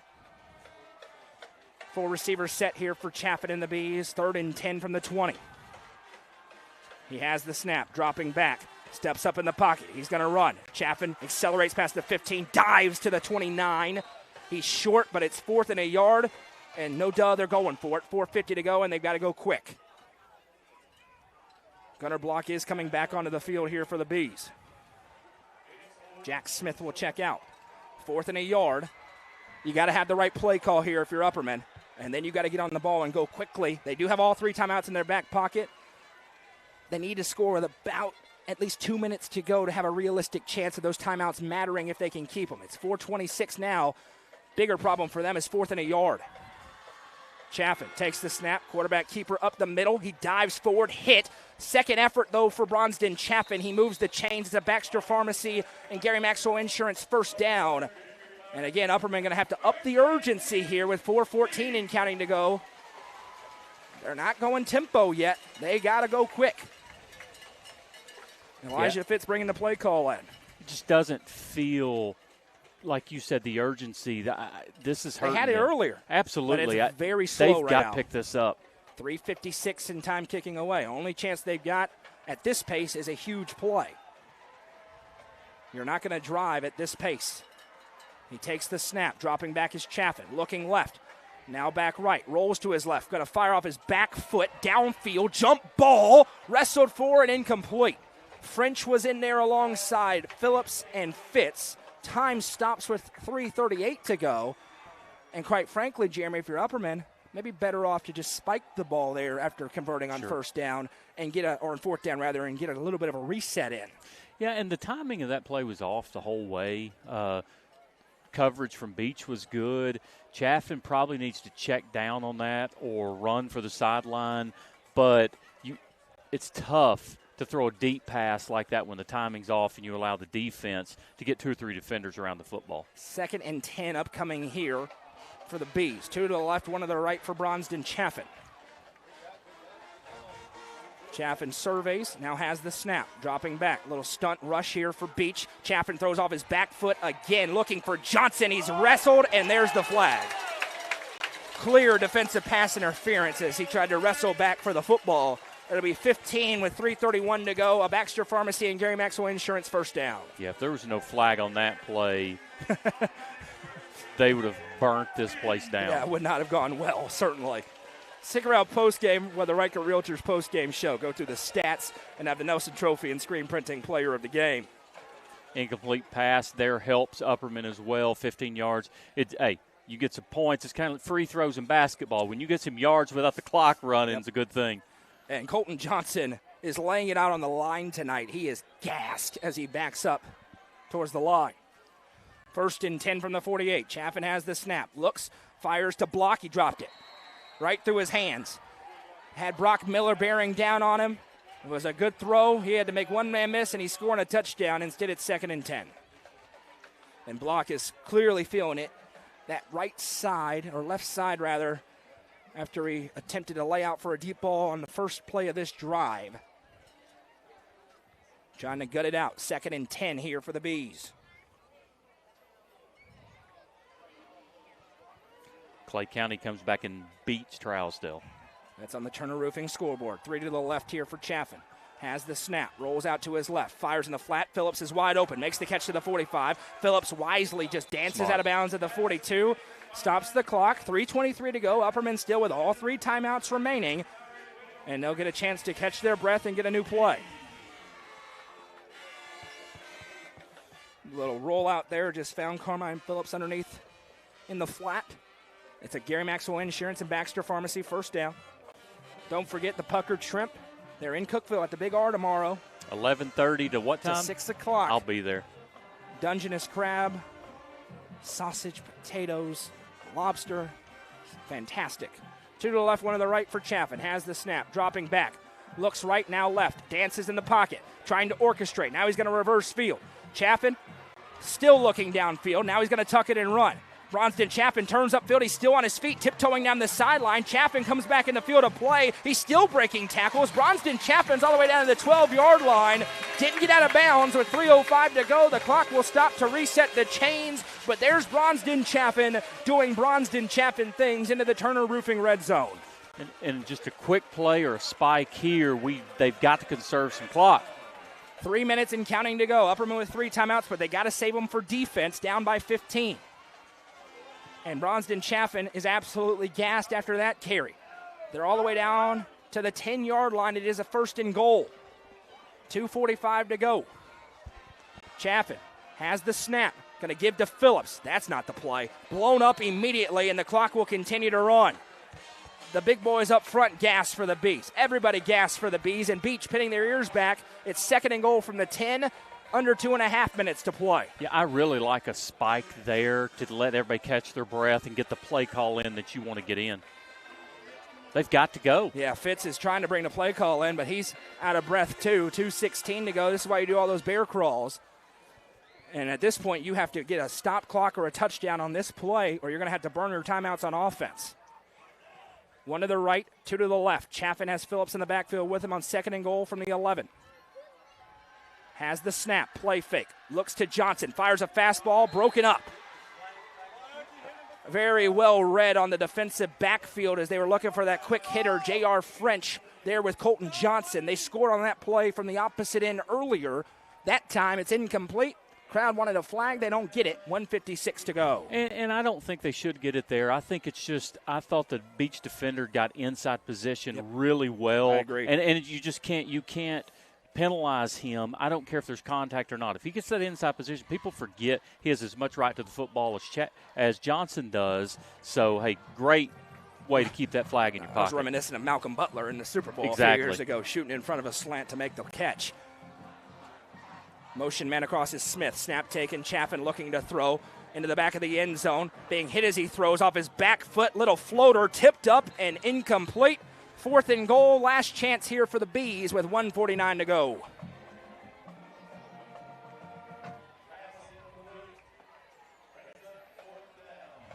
And now the crowd waits with bated breath. If they don't convert here, they're probably going to head to the exits. 4th and goal from the 10-yard line for an Upperman team that got put behind the 8 ball because of the running of Beech and some self-inflicted wounds and a timeout called by Adam Kane. He's not happy about it. And that changes the calculus of everything with 1:49 to go. When you got 3 timeouts in your back pocket, you feel good. Now your only chance, touchdown, onside kick. Correct. And then another touchdown. So they save the timeout till now, have to burn it. It'll be 1st and goal from the 10, and we'll see what they decide to do here. Safe bet seems like 8's going to be looking for 23 somewhere in the end zone. And you would think what you see is some kind of rollout and someone coming from the opposite end of the field all the way across to try to catch them in the end zone. So I feel like Chaffin's going to roll out here and throw to somebody coming all the way across the field. We thought this would be an offensive game. It certainly has been that. Beech executed sensation on offense. They have not made many self-inflicted wounds in this game. The stats are going to be impressive for both teams offensively, but 42-27, the only stat that matters, and Beech a stop away from essentially securing a big non-region victory here. And they were looking for some redemption in this game. They had the non-region game at home against East Nashville, lower classification significantly from 5A. They win it. They fell in that first game to Green Hill, felt like they didn't play their best. They've played very, very well here tonight in Baxter. Chaffin with almost 400 total offensive yards between rushing and passing, and you feel like you're in a great position and you're behind the 8 ball here. Does he have another rabbit in the hat here? 2 to the left, 1 to the right.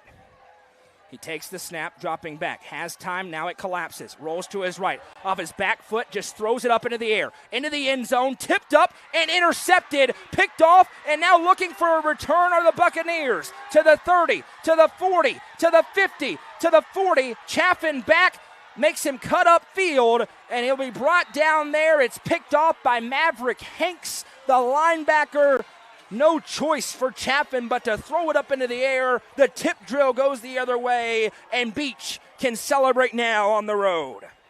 Yeah, great coverage there by Beech, forcing Chaffin in just to the prayer. You know, it's an interception on the stat sheet, but like you said, just didn't have a choice and just trying to throw up a prayer, Hail Mary-ish top play and just trying to find something, and the ball literally just doesn't bounce Upperman's way. And I think wisely we'll see. No, Caden Powell is going to come back out here. Thought they may go to the backup. We haven't seen him much. They started with 2 quarterbacks. They really like the next quarterback up, the junior Sawyer Phillips. He's getting some college looks as well, but this has been a running football game for Beech. They have not needed the arm of Sawyer Phillips. 1st and 10 Buccaneers with 1:30 to play. Upperman with just 2 timeouts remaining, a 15-point lead for the Bucs. Laster in motion across the line. Snap taken. Powell going to bounce it around the right side. Lowers the shoulder, and now the cavalry arrives. Jude Fitzpatrick, first one in. At the 31-yard line. Loss, we'll put it right at the original spot. It'll be 2nd and 10.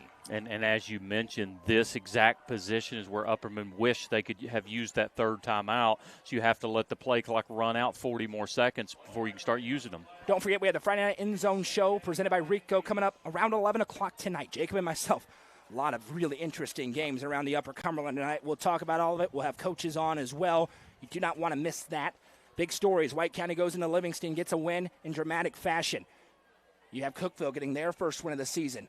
York Bledsoe County was a fight. We'll wait on the score. And now Caden Powell going to go under center. He's going to kneel it out. We'll see if Adam Kane calls timeout. He has 2.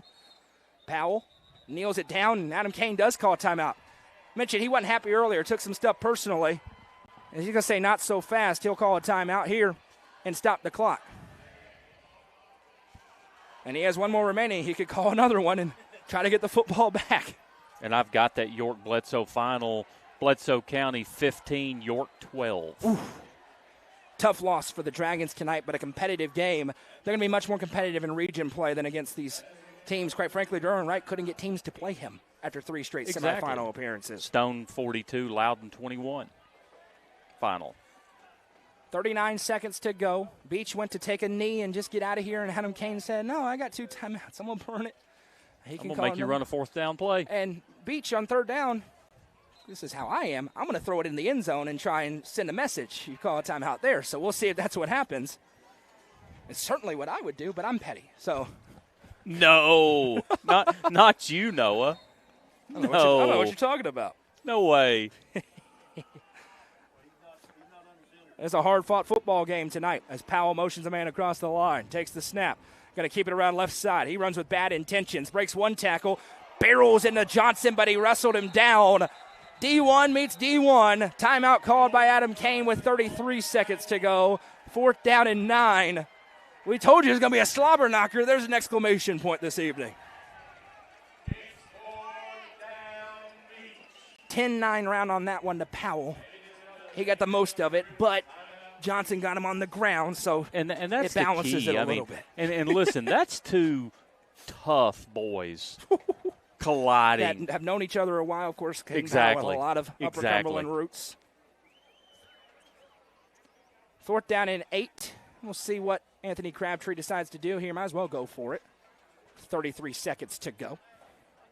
And by the way, so note, down 2 scores if I'm Adam Kane, I'm absolutely calling timeouts there as well. Of course. I'm not just letting you run the clock out. Of course. I'm going to try and hit 2 Hail Marys and pull a miracle. Beech fans don't like it, but that's football. That's just what you do. Now, if it's a 28-point game, of course, that's different. But in a 2-score game, unless you're being petty like Noah McKay, and then you might. I don't know what you're talking about. Offense stays on the field. 1 receiver out to the right. Powell in the gun. Motions a man across again.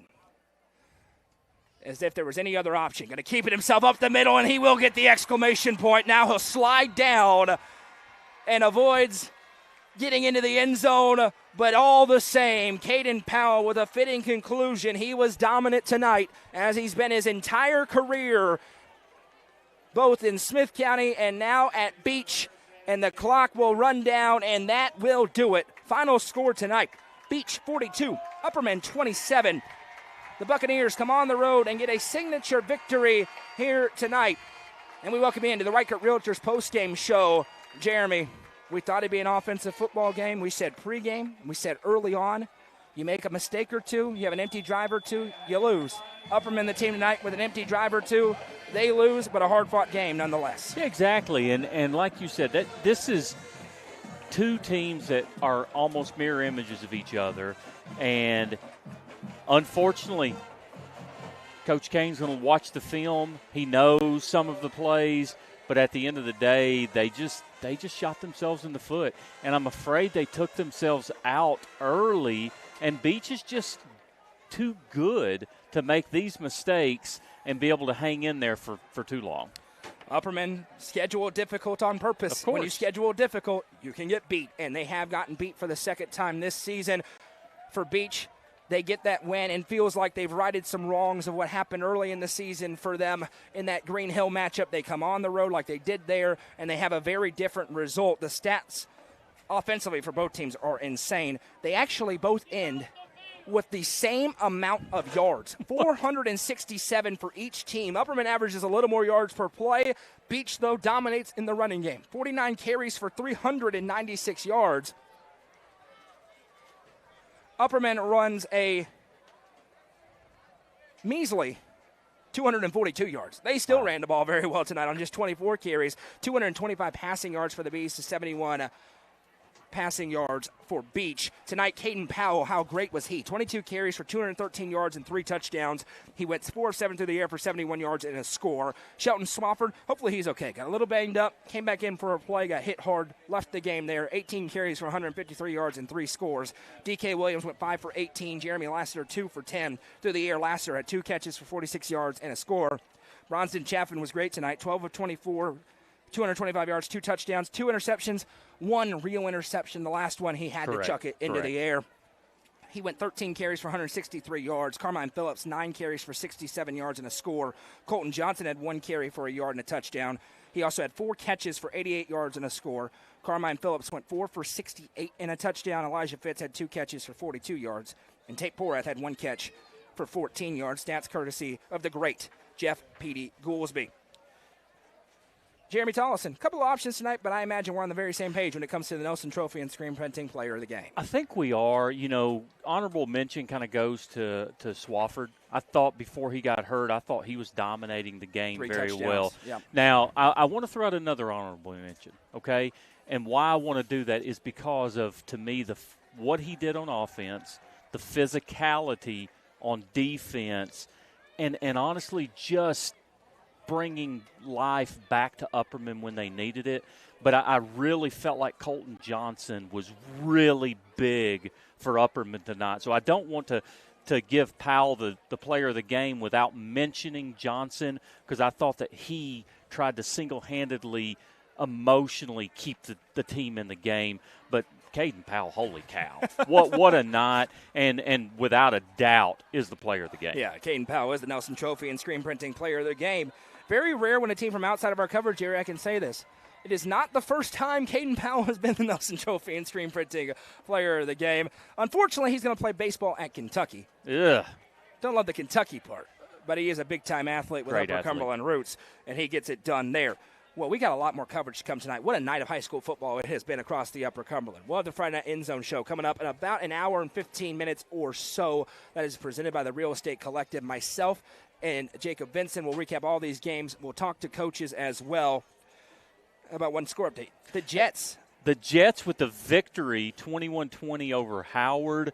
Good job, Cumberland County. Cumberland County gets a win tonight there. It is Beech getting the win here. Beech has a game where they can rest up a little bit against Hunters Lane before having their last real big test of the season when they travel to Station Camp in what will likely be the Region 6 5A regular season title game. For Upperman, it's on now. Region 4 4A play begins in earnest for them at DeKalb County next week, and then the week after against the upstart Livingston Academy Wildcats, who push Sparta to the brink before having a trip to York. The off date, back home for 2 against White County and Macon County. Last game in about a month at home in Billy C. Rogers Stadium for the Bees. They go on the road to Smithville next week. We apologize you didn't hear from Hallie Ledbetter. Coach Kane took the guys immediately into the postgame locker room, which obviously is his right. Hallie Gunlock. I called her Ledbetter twice tonight. Hallie Gunlock. That's pretty good compared to what you've normally done. I called her Ledbetter for so long, but apologies that you weren't able to hear from Hallie Gunlock. As I mentioned, Coach Kane took his guys into the locker room. They got some stuff to talk about. We're going to talk about it on the End Zone show. Wrap it up with this. Don't forget, join us on Tuesday night for the Tuesday Night Football show live from the rooftop of Fire and Vine. Myself and Jacob will talk about this week's games, preview next week's games, and give you our first predictions of the week as well. Keep your eyes on UpperCumberlandReporter.com for the latest coverage of high school sports throughout the area. A great football game in the books tonight goes the way of the road team. Final score from Billy C. Rogers Stadium. Beech 42, Upperman 27. I'm Noah McKay for Jeremy Tollison, Hallie Gunlock, Madison McKay, Jeff Petey Goolsby, and everybody else at UCR. We say so long from Baxter.